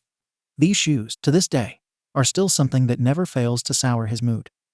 As someone who has been quirkless, Izuku knows better than anyone what they mean. It's pretty simple. Quirkless people have an extra joint in their pinky toe, so normal shoes don't fit them comfortably. Quirkless people are about 20% of the population, but something that isn't usually considered is that this number has been dropping with each generation. That is to say, in fact, 20% of the world's population is quirkless. But most of these people are in the elder groups. If we think only of those under 30, this percentage would be something like 2% of the population. Making shoes for such a small group is certainly not very profitable, so most companies don't even consider it. In fact, only one company manufactures the so-called primordial shoes in all of Japan. And that is not the problem. The problem is that the company owner is basically a quirkiest of the worst possible strain. His motive for making the primordial shoes is not at all noble. All the primordial shoes are made in the same bright red model, so that anyone on the street can identify someone quirkless just by looking at their feet. And since no other company even considers making shoes for the quirkless, it's either that or go barefoot, which would be just as obvious even if it were a good idea. The purpose is obvious. It would be easier to make all quirkless people walk around with a sign on their chest or something. Izuku may be a false positive, but they still have the extra joint. Yes, Majima-san would be more than happy to make shoes adapted for him if they asked. He made boots for his costume, after all. But he doesn't do that. On the contrary, Izuku makes a point of continuing to wear primordial shoes, simply to prove a point. Izuku is not the first false positive to exist, nor will he be the last. They are rare, but they still exist. This whole thing about the extra joint is completely outdated nonsense. It is much more superstition than anything else. Practically anyone with some kind of bird mutation has the joint. It is a natural part of their anatomy. One of Izuku's biggest battles is to make everyone aware of this fact. This is why they are entirely open about being a false positive. That is why they always wear primordial shoes. But that doesn't mean they like them. Hell, if Izuku earned a coin every time someone twisted their nose at them or crossed the street after looking down and seeing red shoes, Izuku could retire and buy a mansion in the best city in Japan. This is, of course, ignoring the less discreet, who said words that should not be repeated. But now is not the time to think about that. Kuzu needs to go out to meet a friend. Then about 20 minutes after leaving the house, Kuzu finds himself in a dark alley. The usual place. Looking around, there was still no one there, so Kuzu simply decided to wait. And he doesn't have to wait long before he hears a sound and turns around just in time to catch, between two fingers, a knife flying towards his face. "Oh, I thought I got you." A female voice, too animated, said. "You're no fun, Ku-chan." "Hi to you too, Himi-chan." Kuzu sighed, already opening his arms to the blonde girl that instantly tackled him into a hug. Animated as always. A deeper voice called, and a dark-haired male entered the alley after the girl. "Dabai, how is my favorite arsonist doing?" Kuzu chirped, injecting as much sarcasm in his words as he could. "It had to be Ifrit." Dabai mumbled. "Where's your brother?" "Sleeping," Kuzu replied, tapping his head with his index finger. "Long day." Then he turned to the blonde girl. "And I heard you were hungry." "It's been 3 days already," she said. "All right, not criticizing," Kuzu replied, starting to pull off his jacket. Then he turned his back to the girl. "Try not to cause a mess, please. I like this shirt. And watch out for the artery." The girl instantly perked up and buried her teeth into Kuzu's neck. It stung a bit, but he's more than used to that. With that, he addressed Dabai. "So, what did you need to say?" he asked. "Well, I thought you should know, since you're working at UA now," Dabai said while pulling a cigar, and Kuzu held a flaming finger for him. "There's this new group calling themselves the League of Villains. That's been recruiting thugs everywhere." "Thugs?" Kuzu asked, raising an eyebrow. "Anyone with any kind of criminal past. From a pickpocket to a murderer," Dabai explained.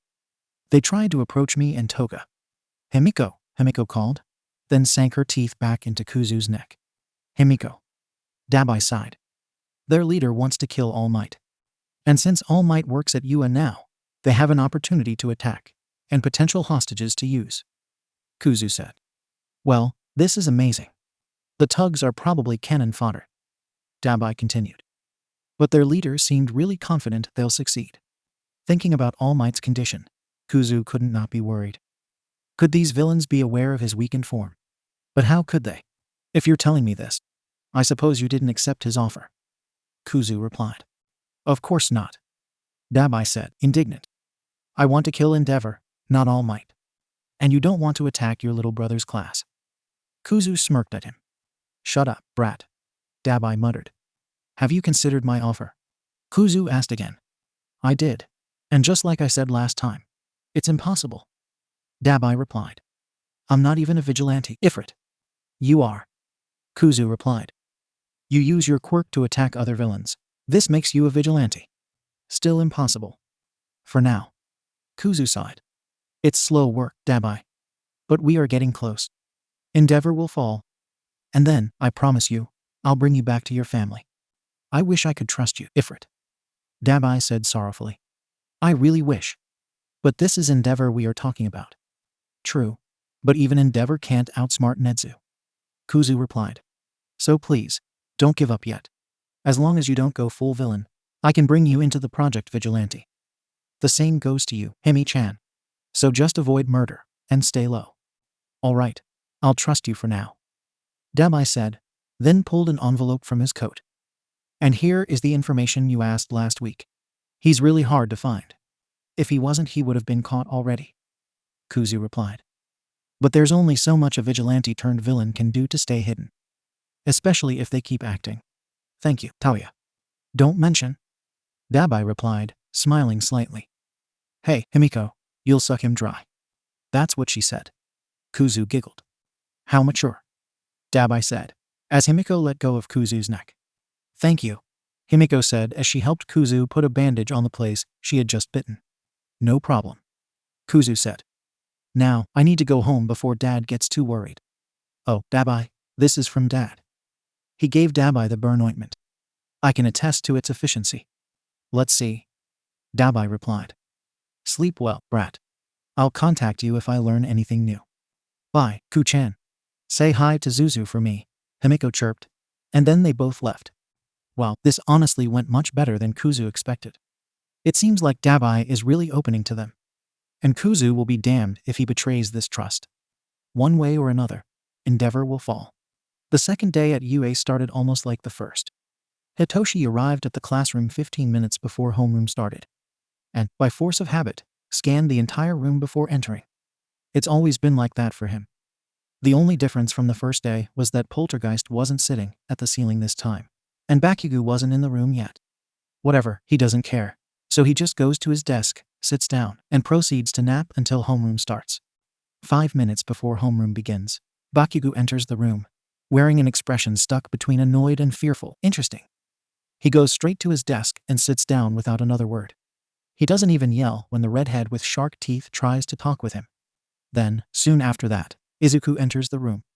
Hitoshi takes a second to look in his eyes, trying to see which one is that. Yellow eyes, so this must be Kuzu, right? Unlike yesterday, today, he was not wearing his hero costume. Instead, he was wearing a UA uniform like any other student would. That is, if you ignore the tie that appears to have been tied by a right-handed person who has 2 left hands. Life can be funny at times. Eraserhead has always been Hitoshi's favorite hero and still is, but Duality easily takes second place, mainly because of his involvement in anti-discrimination campaigns. After finding out about the Indios they talked about on the radio program, Hitoshi went after them. And what did he find out? Apparently, Ifrit and Poltergeist constantly donate 80% of everything they earn to these Indios focused on fighting discrimination, and openly take a stand against any kind of prejudice, be it against mutation quirks, villainous or quirkless. It didn't take long for the duo to become the second best hero, in his opinion. And now, their favorite heroes have become their teachers. Frankly, few things are more incredible. Scanning the room, Kuzu grinned at Hitoshi for a second, then sat down at Aizawa's desk. Just like yesterday, Aizawa-sensei seems to immediately teleport to the room's door the moment the signal rings.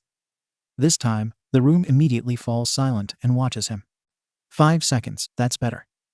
Aizawa-sensei nods at the class, which almost bursts into cheers, but a single glare with glowing eyes and floating hair silences them. From there, an incredibly normal day follows up. Homeroom with Aizawa. Mathematics with ectoplasm. Science with Snipe. Then lunch.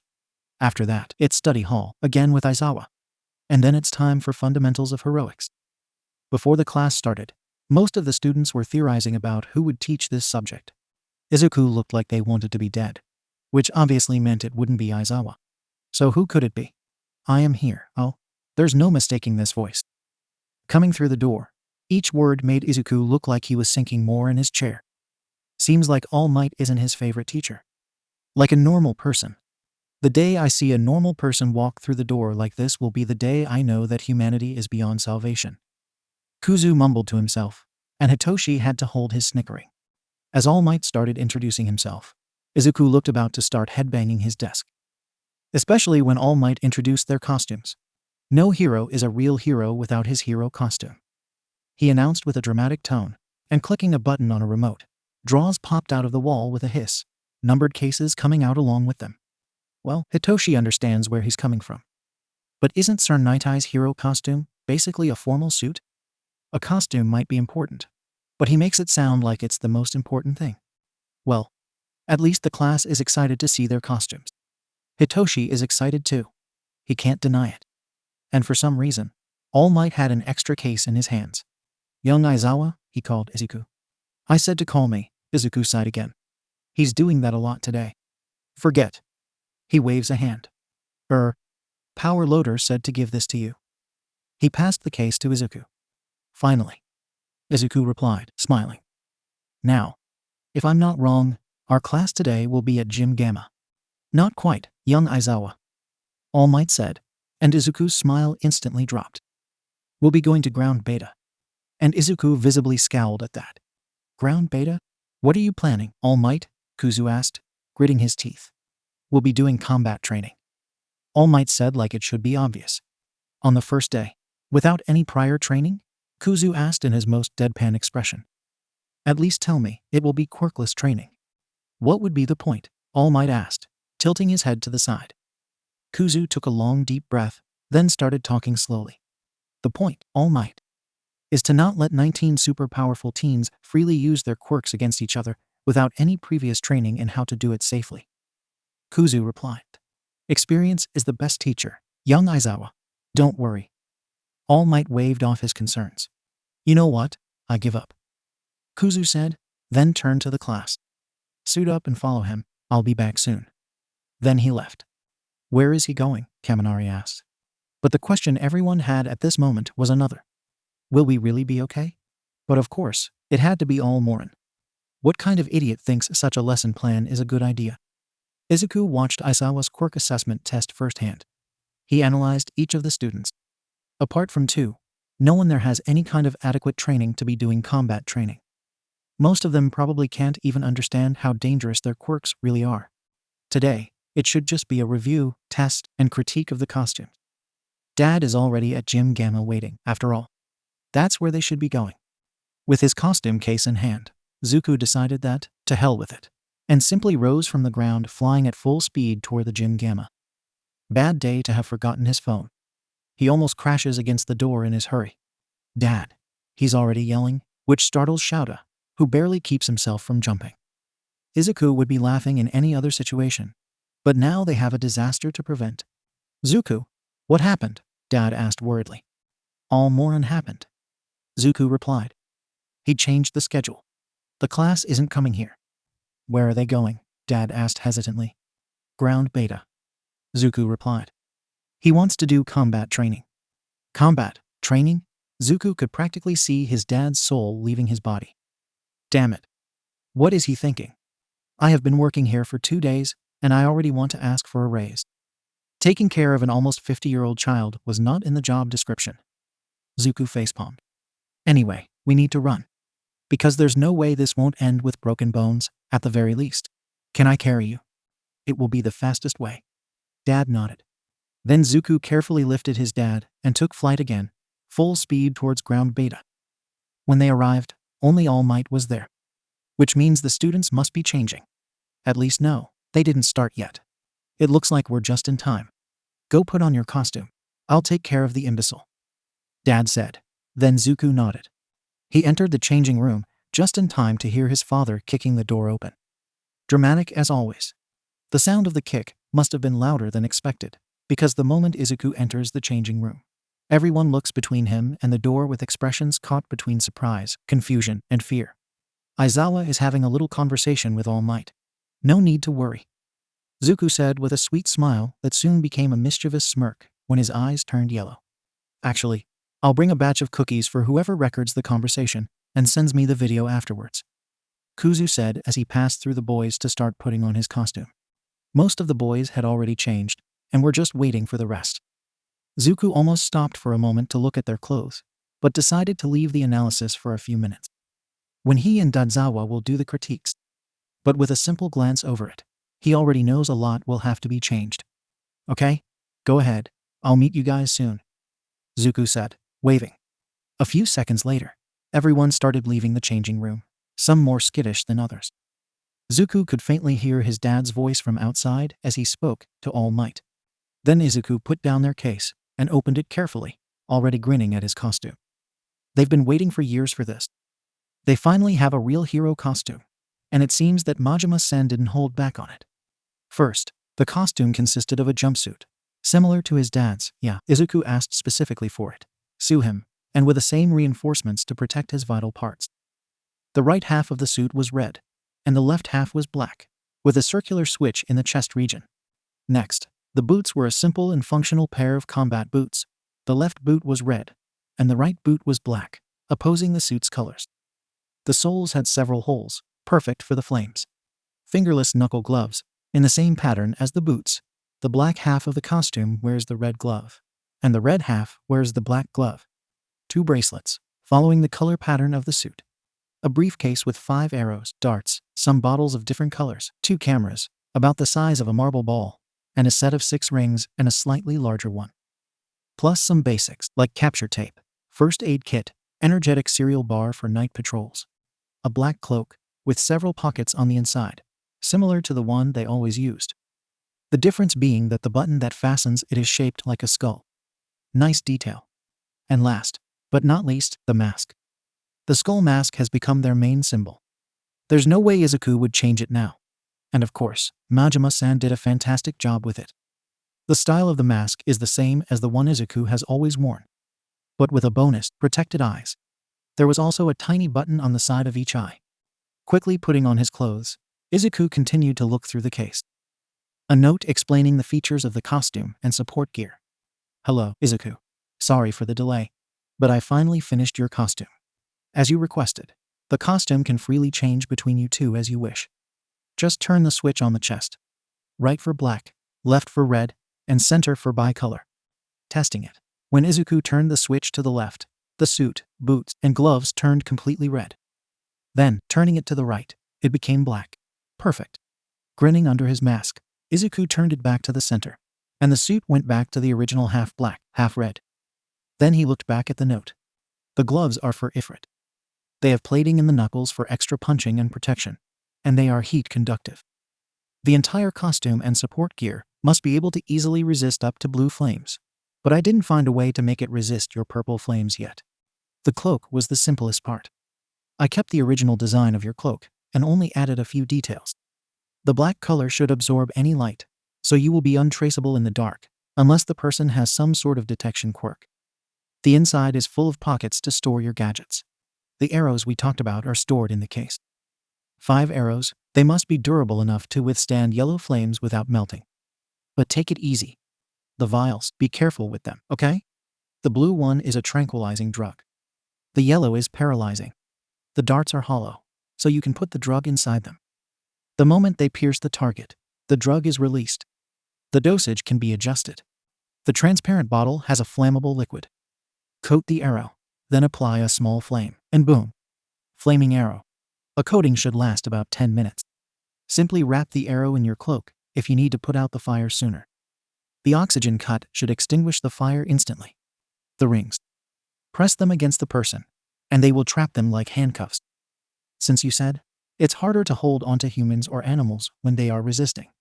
They are designed to attach to key areas of the body. The recommendation is wrists, shoulders, ankles, and knees. The largest ring is for the neck. The mask is reinforced, so it should give your face some protection. But it's not too much, so be careful. The eyes are protected, and the glass is one way only. If you press the switch on the chest, the eyes will glow in the color your suit currently is, and the mouth can open up so you can breathe fire through it. I made it to detect when you open your mouth in the right way. The buttons on your mask work together with the cameras. You will see an R and an L on each camera. The R camera is connected to the button on the right, the L to the button on the left. Press the button, and the camera starts recording. Any recording will be transmitted directly to the corresponding eye in the mask. Besides keeping a copy of the recording on the memory card that I have installed in the hood of your cloak. Be careful. An electric shock will fry the cameras instantly. The video recording will be safe, but these cameras are difficult to build. Finally, the bracelets. These gave me a little trouble, but I managed to make them just as you wanted. They are strong enough to be used as a blockade against blade and bullet attacks. But that's not what you wanted them for. Your chains were adapted and placed inside them as you wanted. It was very hard to find an alloy strong enough to keep the chains thin, light, and practical. You owe me a coffee for this one. To launch the chains, you must make specific movements. Just press your fingers on the palms, and they come back. Make a drawing motion from the shoulders, and it will launch the neutral chains. They are as heavy as Nimiri's whip, and should hold as much as your dad's scarf. Make a drawing motion from the waist, and you will throw the flammable chains, one tiny spark, and the whole chain will catch fire. Throwing your arm, like you want to stab something, you throw the grappling hook. The tip of the chain is tipped like a dagger, and as soon as it pierces something, it will open into a hook to attach to the pierced surface. That's the gist of it. If you need any adjustments or changes, you come straight to me, right? Absolutely under no circumstances are you to interact with the pink-haired girl named Hatsu. Hatsu. This name is familiar. Where did Izuku hear it before? Oh, well, they can look at it later. For now, Izuku finished putting on the bracelets and the cloak. Then he slid the vials and arrows in the pockets of his cloak, in the waistline, together with a few other utility things, like a first aid kit. And of course, there is no shortage of space for jelly pouches. What? He's Aizawa's son. Of course, he eats drinks. This stuff. He keeps the suit in the neutral position, and goes back to the ground beta to meet the rest of the class. And they enter just in time to see a golden scene. All Might look pale as a ghost, and every single person in the room seems either confused, terrified, or both. While Dad is simply standing there with his neutral expression. No, scratch that. His lips are curved 0.5 millimeter upwards. The bastard is loving the scene. Kuzu is really hoping someone recorded what happened. Meeting his dad's eyes, Izuku tilted his head in All Might's direction. But Shouta simply shrugged. Now that everyone is here, let's start with the combat training. Shouta said with as much disdain as he could. Since All Might has assured me that nothing will go wrong, I'll just be watching. He gave a pointed look at All Might, and Izuku is sure he saw the giant man shiver, and his right hand twitched for a second. Now that you're all ready, we can start. All Might said. Sir, Ida shouted, raising his hand. All Might nodded. This is the fake city from our entrance exam. Does that mean that we'll be conducting urban battles again? Not quite. I'm going to move you 2 steps ahead. Oh, Izuku doesn't like where this is going. Most of the villain fights you see on the news take place outside. However, statistically speaking, run-ins with the most dastardly evildoers take place indoors. All Might explained proudly, and Izuku can't help the shiver he's feeling at where this is going. We won't be using robots this time. Which can only mean one thing, and it's bad. Sir, will you be the one deciding who wins? Ida asked. Do we need to worry about the losers getting expelled like earlier? Yuroroka asked. Will you be splitting us up based on chance or comparative skill? Yayurazu asked. Isn't this cape beautiful? Aoyama asked. And at that, Izuku blinked and looked at the boy. Yeah, it's a cool cape, but it doesn't look practical. Mental note for later. Calm down, calm down. I'll explain everything in a second. Then All Might put on a pair of glasses, huh? What do you know? And a Godamnit script. Couldn't even memorize his lesson plan. Really? The situation is this. The villains have hidden a nuclear missile somewhere in their hideout. The heroes must try to foil their plans. The class had quieted down by then. To do that, the good guys either have to catch the evildoers or recover the weapon. Likewise, the bad guys succeed if they protect their payload or capture the heroes. Dad looked torn between trying not to laugh and trying not to facepalm. Izuku rarely felt as tired as his dad. But this is one of those times. We'll be deciding the teams by drawing lots. Isn't there a better way? Ida asked. It's logical if you think about it. Yayurazu replied to him. Most of the time pro-heroes have to team up with heroes from other agencies on the spot. Yes, it makes sense. Pro-heroes rarely get to choose who they team up with. But something being All Might's confused face tells Izuku this isn't the reason All Might decided to do it this way. Anyway, with the explanation out of the way, they started drawing the teams. As it said, the draws were mostly random, but the last team wasn't. Dad made sure that those three would be last and paired together. Why? Because Zuku asked him for a chance to observe them closer.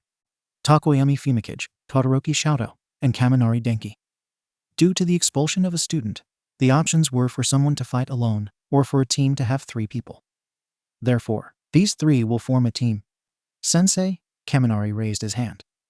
All the teams are paired already. Will someone fight twice? No, young Kaminari. All Might replied. Instead, your team will face another person. Me, Zuku chirped. Exactly. The last battle will be young Takoyami, Todoroki, and Kaminari against young Aizawa. All Might said. Wait, they'll face a pro hero? Ashido asked. Is that fair? Absolutely not. Zuku replied. That's why we are making it fairer. He raised his hand, showing 3 fingers. They'll be fighting as a trio. Kuzu won't participate, only me. And last, I'll be fighting quirkless. How will you fight without your quirk? Ida asked. Isn't that too dangerous? At this statement, Zuku simply lifted his mask, showing his face to the students. Don't underestimate the quirkless, Ida-kun. Zuku said, grinning. You'll regret it. This combat exercise went a little better than Izuku expected. Not that it's surprising, their expectation was so low that the surprise would be if it didn't go better than he expected.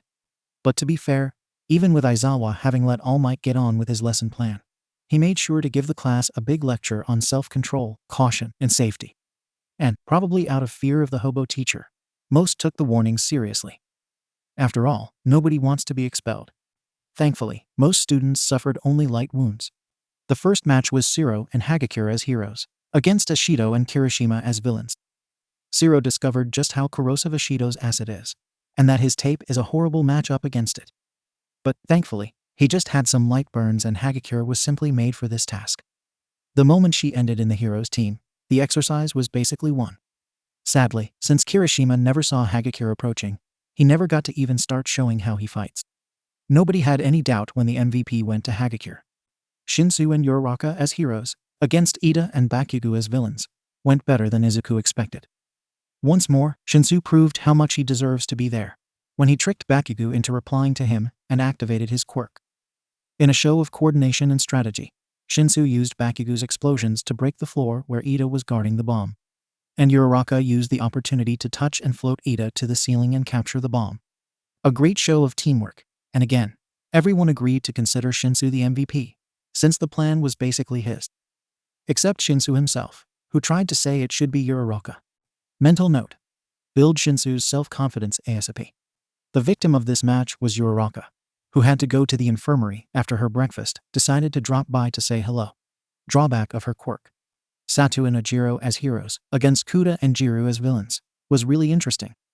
There weren't any animals that Kuda could call for help. But with the help of Jiru's quirk, they made a sound like a dog's whistle that called dozens of birds to help them. Again, a great show of teamwork and creativity. Satu and Ajiro fought well, each in their own style. But as soon as Satu's sugar started to run out, they ended up overwhelmed by the swarm of birds and lost. This time, the MVP went to both Kuda and Jiru. No one was hurt too badly here. But Ojiro and Satu may have developed a healthy fear of birds. Asui and Shoji as heroes, against Iarazu and Aoyama as villains, could have gone better. Asui and Shoji showed great synergy between Shoji's brute strength with his 6 arms, and Asui frog-like agility.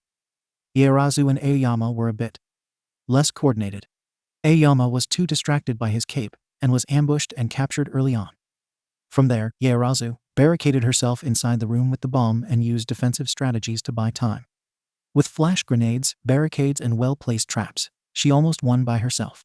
However, with a well-matched joint attack, Shoji managed to distract her long enough for Asui to be able to jump over her and reach the bomb in the last 10 seconds. Despite losing, Iarazu deservedly took the MVP of the match. This was the cleanest match of all. No one suffered more than a few scratches. After each match, Aizawa commented on the key points, as well as offering criticism on what could be improved. After this, the last match was about to begin. Zuku as hero, against Kaminari, Takoyami, and Todoroki as villains. As agreed, Kuzu will be sitting this one out, and Zuku will be fighting quirkless. Also, in this exercise, the villains clearly have an advantage, since they have 5 minutes to scout the area, and chose where to hide the bomb. All Might said that true heroes must be able to adapt to any kind of situation, and he's not wrong. But still, this is too advanced for first years. Izuku had 4 years of experience as a vigilante. And even so, his dad only let him take part in this kind of practice in his second year of training. To regular students, this probably would be something that a third year would do. At least no one broke anything. Though this is probably more because most of them hold back a bit in fear of Dadzawa. As soon as the starting signal went off, Zuko sat down, waiting for the 5 minutes and forming his strategy in the meantime. The reason Izuku took an interest in these 3 right away is quite simple. In terms of brute strength, these 3 have the strongest quirks in the class. However, the more powerful the quirk, the more difficult it is to control. Todoroki's quirk is half hot, half cold. An elemental quirk that allows him to generate fire from half of his body and ice from the other half. Incredibly powerful, and with him being the youngest Todoroki, and with Izuku knowing what he knows about Tauya. A lot of red flags are being raised here. But the talk about abuse will have to wait for later. Now Izuku needs to see how familiar Todoroki is with his quirk. Takoyami's quirk is Dark Shadow. A sentient quirk, in the form of a raven made of shadows. The mere fact that it is sentient should make it extremely difficult to control. But the name Dark Shadow already gives Izuku some ideas of what their strengths and weaknesses might be. Kaminari's quirk is Electrification. An emitter quirk that allows him to use electricity to attack, and frankly, the scariest of the bunch. If Kaminari has good control of his quirk, he can easily be one of the strongest in the class. However, if he doesn't have good control, it can be very dangerous for him. Taking a deep breath, Izuku stands up and prepares his gear. Taking 2 darts, he puts the sleeping drug in one and the paralyzing drug in the other, then reduces the dosage to the minimum. He checks the bracelets, making sure they are working as intended. His costume is left all black, and his eyes are deactivated. Young Aizawa, time is up. You can go in now. All Might called through the communicator. Instead of running through the door or a window, Zuko calmly walks along the side of the building, following the visible electricity wiring to the power box. Grabbing his pocket knife, Izuku quickly opens the box and cuts all the wires, effectively shutting down all the power in the building and turning off all the lights. Everyone knows how Limelight heroes fight. Break in through the front door and smash everything in their path. The more show off, the better. But what Izuku will show everyone are the tactics of an underground hero. If he can inspire some students, all the better. Next, Zuko throws his grappling hook just below the second-floor window and climbs up to it. He hears a voice from inside and stops before entering. It's all out. It's Kaminari's voice. But no sign of him. Todoroki is still with the bomb, right? Indeed he is. This is Takoyami. And he'll freeze the entire building any second now if someone doesn't stop him. The entire building, what a show-off. Kaminari joked. If he does, we'll be caught on his attack too. Well, he doesn't seem to care. A third voice called. Oh, it's Dark Shadow. And frankly, I want to fight too. Behave, Shadow. Takoyami chided. Let's check the next floor. He might have climbed through a window. All right, I'll stay here and then Kaminari stopped. No sign of him. Oh, he's talking to Todoroki. It must be a communicator. I'm on the second floor, and Takoyami is about to go check the third. A few seconds pass again. All right, we'll try. Revel in the darkness. Takoyami calls and starts walking again. Zuko waits a few seconds in case someone comes back, then enters through the window. Thanks to the window, it is not too dark, but a few rooms inside, there's much less light, which is perfect for Zuko to hide. As expected, Kaminari is patrolling the area, his quirk sparking around his body making it glow. A good strategy, since he doesn't have a flashlight. But it also shows exactly his position. The fastest knockdown would be to hit him with a sleeping dart. Zuko sneaks closer to him, taking the dart in his hand, and stops just behind Kaminari. He approaches the arrow to the back of his neck, then stops, puts the dart away, and instead lightly touches Kaminari's shoulder. In a real situation, you would already have been caught, he said, then jumped back when Kaminari turned to look at him, already hiding in the shadows again. What the... he asked. Zuko, smiling under his mask, started circling him through the room. He pressed the switch in his suit, activating the glowing eyes. I'm right here, villain-kun, Zuko said in a teasing tone, then deactivated the eyes again and jumped out of the way of Kaminari's charge. You're too slow. Want to try again? Okay, try to dodge that one. Kaminari said, joining his hands. Zuku saw the electricity crawling through Kaminari's body. Then he directed all to the floor. Indiscriminate shock 1.3 million volts. And then, there was electricity flying everywhere.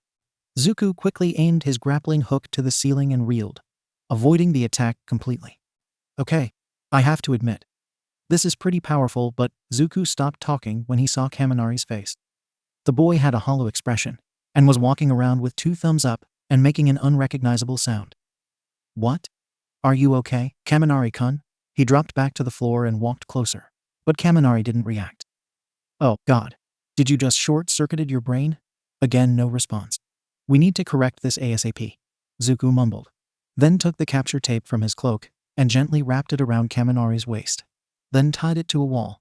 Kaminari Denki is captured, All Might announced. Now, I need to keep going. Tokoyami or Todoroki will be checking this place soon. Zuku mumbled. Then, giving Kaminari a last glance to make sure he was okay, he moved on.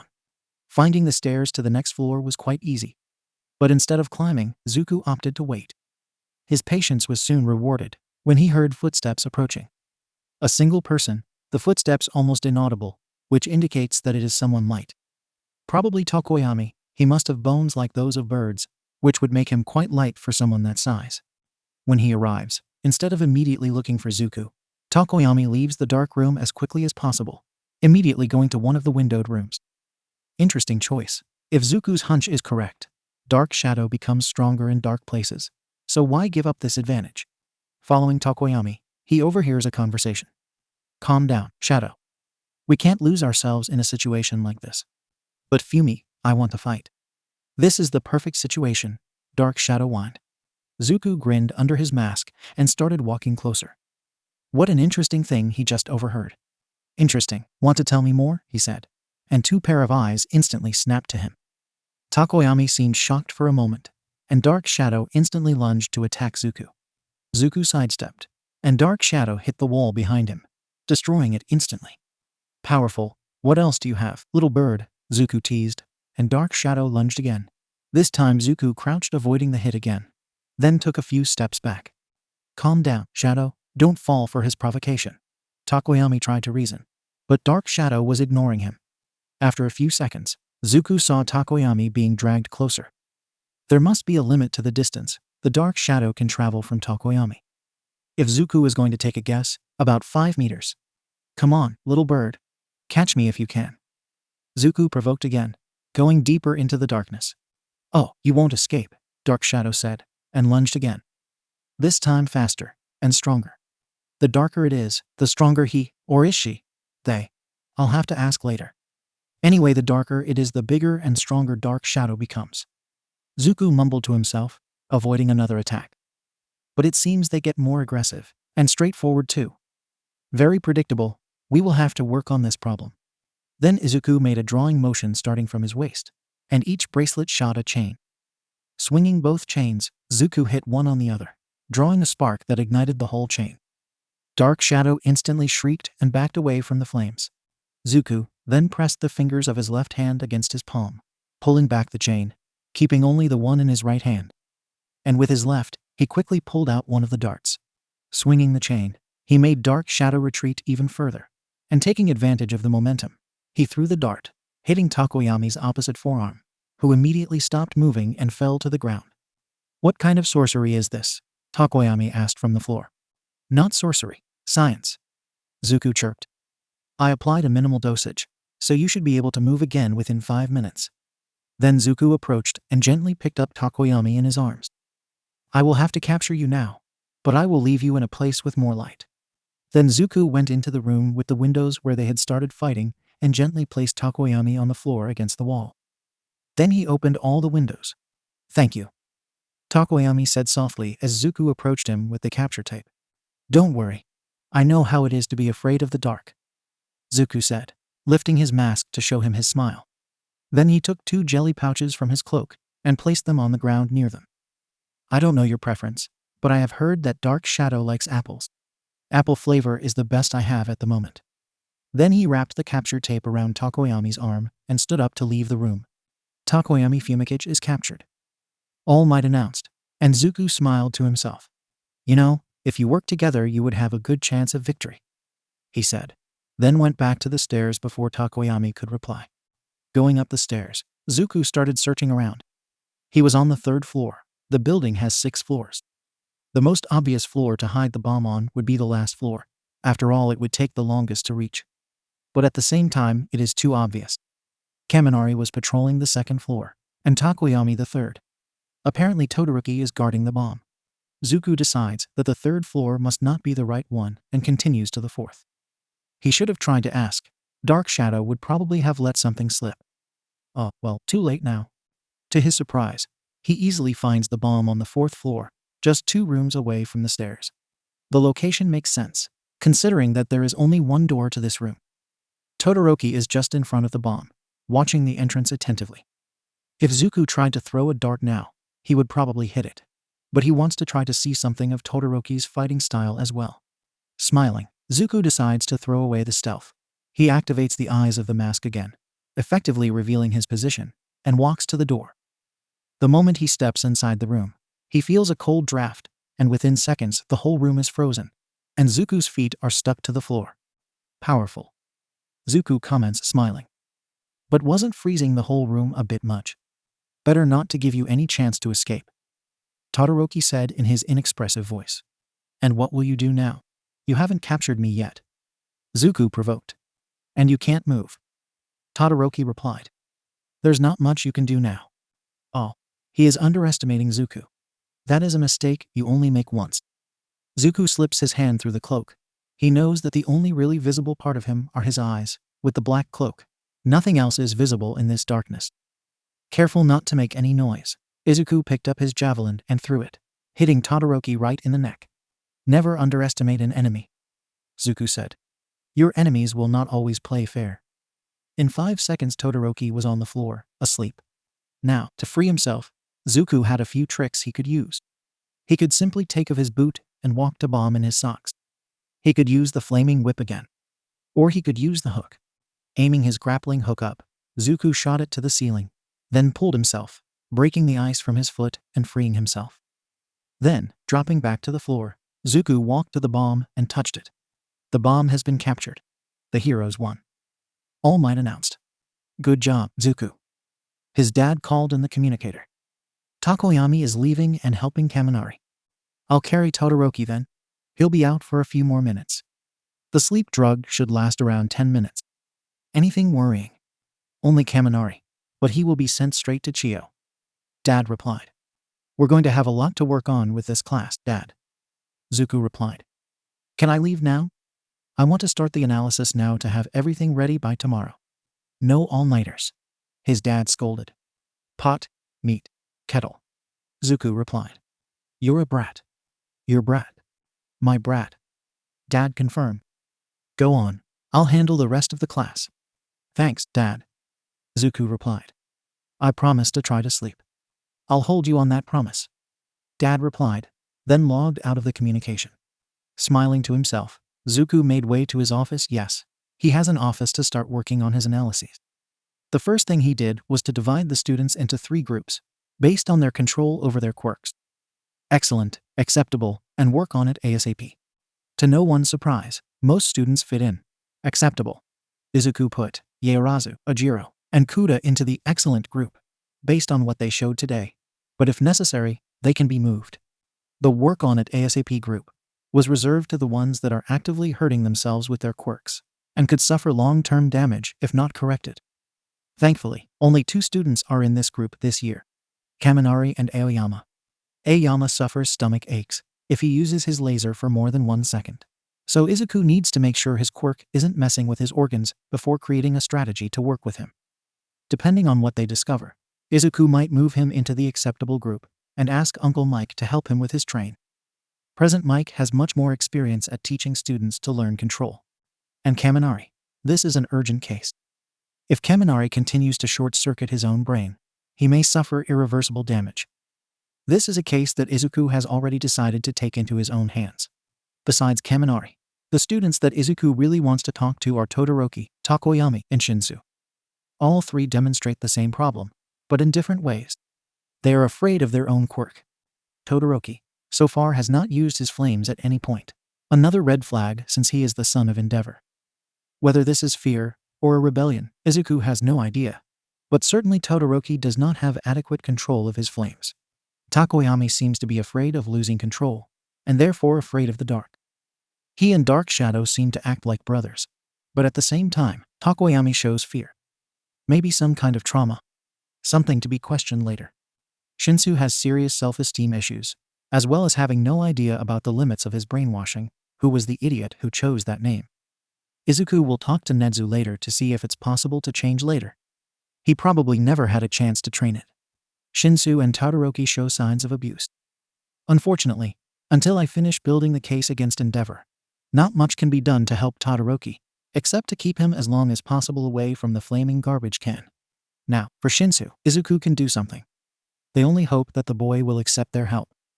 They know that Shinsu is in the system, and as someone who chose to live on the streets rather than end up in foster care, Izuku knows how Shinsu must be treated.